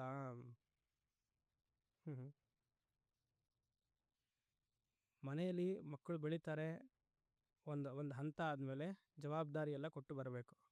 ಎಷ್ಟೋ ಜನ ಮಕ್ಕಳಿಗೆ ಮನೆಯಲ್ಲಿ ಮಕ್ಕಳು ದೂರ ಹೋದ್ರೇ ತಡ್ಕೊಳಕ್ಕಾಗಲ್ಲ. ಅದಕ್ಕೆ ಏನು ಮಾಡ್ತಾರೆ, ನೀವು ಮಕ್ಕಳನ್ನ ಬಿಡಲಿಲ್ಲ ಅಂದರೆ ಅವರೇ ಬಿಟ್ಟು ಹೋಗ್ತಾರೆ ಅಷ್ಟೇ. ಸಿಂಪಲ್. ನೀವು ಬಿಡಬೇಕು, ಅದು ಶಾಸ್ತ್ರ ಹೇಳೋದು. ಒಂದು ವಯಸ್ಸಿಗೆ ಬಂದ್ರೆ ಮಕ್ಕಳನ್ನ, ಅದಕ್ಕೆ 18ನೇ ವಯಸ್ಸು, US ಅಲ್ಲ, US ಆಗಲಿ ಏನೋ ಹೊರ ದೇಶದಲ್ಲಾಗಲಿ 18 ವಯಸ್ಸಾದಮೇಲೆ ಬಿಡಬೇಕು. ಅಪ್ಪ ಅಮ್ಮ 18ನೇ ವಯಸ್ಸಾದಮೇಲೆ ಮಗುನ ಪಕ್ಕದಲ್ಲೂ ಮಲಗಿಸ್ಕೊಳ್ಳೋ ಹಾಗಿಲ್ಲ, ಬಂದು ಚೆಕ್ ಮಾಡ್ತಾರಂತೆ. ಈಗ ನಾವು ಒಬ್ಬರು ಮನೆಗೆ ಹೋಗಿದ್ದೆ ವಿದೇಶದಲ್ಲಿ. ಮಗನಿಗೆ 18 ಆಗಿಲ್ಲ, ಆದರೆ ಅವನು 18 ವಯಸ್ಸು ಥರ ಇದ್ದಾನೆ. ಅವನು ಪಕ್ಕದಲ್ಲೇ ಇರಬೇಕು, ಅಮ್ಮನ ಜೊತೆನೇ ಇರಬೇಕು, ಅಪ್ಪನ ಜೊತೆನೇ ಇರಬೇಕು. ಅಪ್ಪ ಏನು ಹೇಳ್ತಾರೆ ಗೊತ್ತಾ? ಹಿ ನೀಡ್ಸ್ ಅ ವಾರ್ಮ್ತ್ ಸ್ವಾಮಿ. ಯಾಕಂದರೆ ಇಬ್ಬರು ಚೆನ್ನಾಗಿದ್ದಾರೆ. ಆದರೆ ಇಬ್ಬರು ಚೆನ್ನಾಗಿದ್ದಾರೆ ಅಂದರೆ ದೈಹಿಕವಾಗಿ ಚೆನ್ನಾಗಿದೆ, ಆವಾಗಲೇ ತಾನೇ ಶಾಖ ಕೊಡೋಕ್ಕೆ ಸಾಧ್ಯ. ಇವರು ದಪ್ಪಕ್ಕೆ ಚೆನ್ನಾಗಿದ್ದ, ಅವನು 6 ಅಡಿ ಇದ್ದಾನೆ ಮಗ, ಅಪ್ಪನ ಪಕ್ಕದಲ್ಲೇ ಮಲಗಬೇಕು ಅಂತ. ಹಿ ನೀಡ್ಸ್ ಅ ವಾರ್ಮ್ತ್. 16 ವಯಸ್ಸು ಮಗ ಹಾಸಿಗೆ ಮೇಲೆ 3 ಜನ ಮಲಗಿದ್ರೆ ಯೋಚನೆ ಮಾಡಿ. ವಾಟ್ ಈಸ್ ಯುವರ್ ಸಜೆಷನ್ ಅಂತ ಕೇಳಿದ್ರು. ಇದಕ್ಕೆಲ್ಲ ನಾ ಏನು ಹೇಳಿ? ಯಾ ಅಲ್ವಾ? ಆದರೆ ಅವನು ತುಂಬ ಅಟ್ಯಾಚ್ ಆಗಿಬಿಟ್ಟಿದ್ದಾನೆ ಅಪ್ಪ ಅಮ್ಮನ ಜೊತೆಗೆ. ಅವ್ನು ಬಿಡಿಸ್ಬೇಕು, ರೂಮಿಂದ ಆಚೆ ಬಂದು ತನಿಯಾಗಿ ಸಪ್ರೇಟಾಗಿ ಮಲ್ಕೊಳ್ಬೇಕು ಹಾಗೆ ಅಂತ ಅವನಿಗೆ. ಇವರಿಬ್ಬರು ಕಷ್ಟ. ಏನು ಯೋಚನೆ ಮಾಡಿ. ಆ ಸಮಯದಲ್ಲಿ ಎಲ್ಲ ಹೇಳ್ಕೊಡ್ಬೇಕು.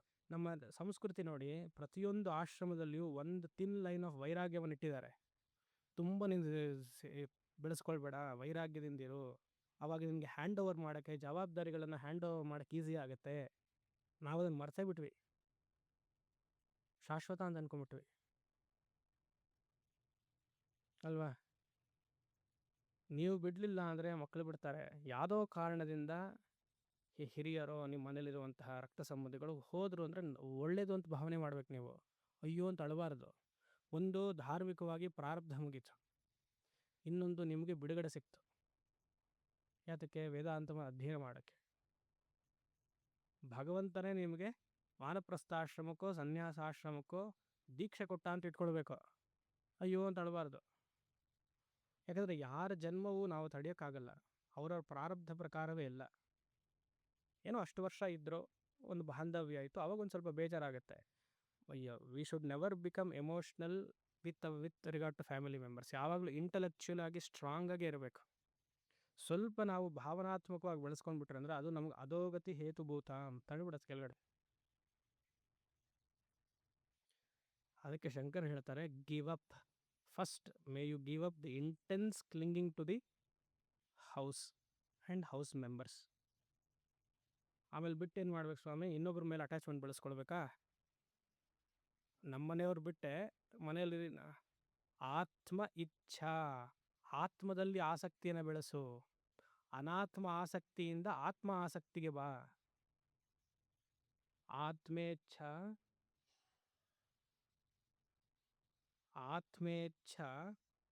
ಉಪನಿಷದ್ ಅರ್ಥರಸಂ ಪಿಬಂತಹ. ಉಪನಿಷದ್ ಅನ್ನುವಂತಹ ಆ ಮಹಾವಾಕ್ಯದ ಚಿಂತನೆಯನ್ನು, ಆ ರಸವನ್ನು ಸ್ವೀಕರಿಸು. ಪಿಬರೇ ರಾಮರಸಂ. ಆ ರಸವನ್ನೇ ಕುಡಿತಾ ಇರೋಣ. ನಾಳೆ ಮುಂದುವರ್ಸೋಣ. ಓಂ ಶಂ ಅಸತೋಮ ಸದ್ಗಮಯ ತಮಸೋಮ ಜ್ಯೋತಿರ್ಗಮಯ ಮೃತ್ಯೋರ್ಮಾ ಅಮೃತಂ ಗಮಯ. ಪೂರ್ಣಮದಃ ಪೂರ್ಣಮಿದಂ ಪೂರ್ಣಾತ್ ಪೂರ್ಣಮುದಚ್ಯತೆ ಪೂರ್ಣಸ್ಯ ಪೂರ್ಣಮಾದಾಯ ಪೂರ್ಣಮೇವಾವಶಿಷ್ಯತೆ. ಓಂ ಶಾಂತಿ ಶಾಂತಿ ಶಾಂತಿ.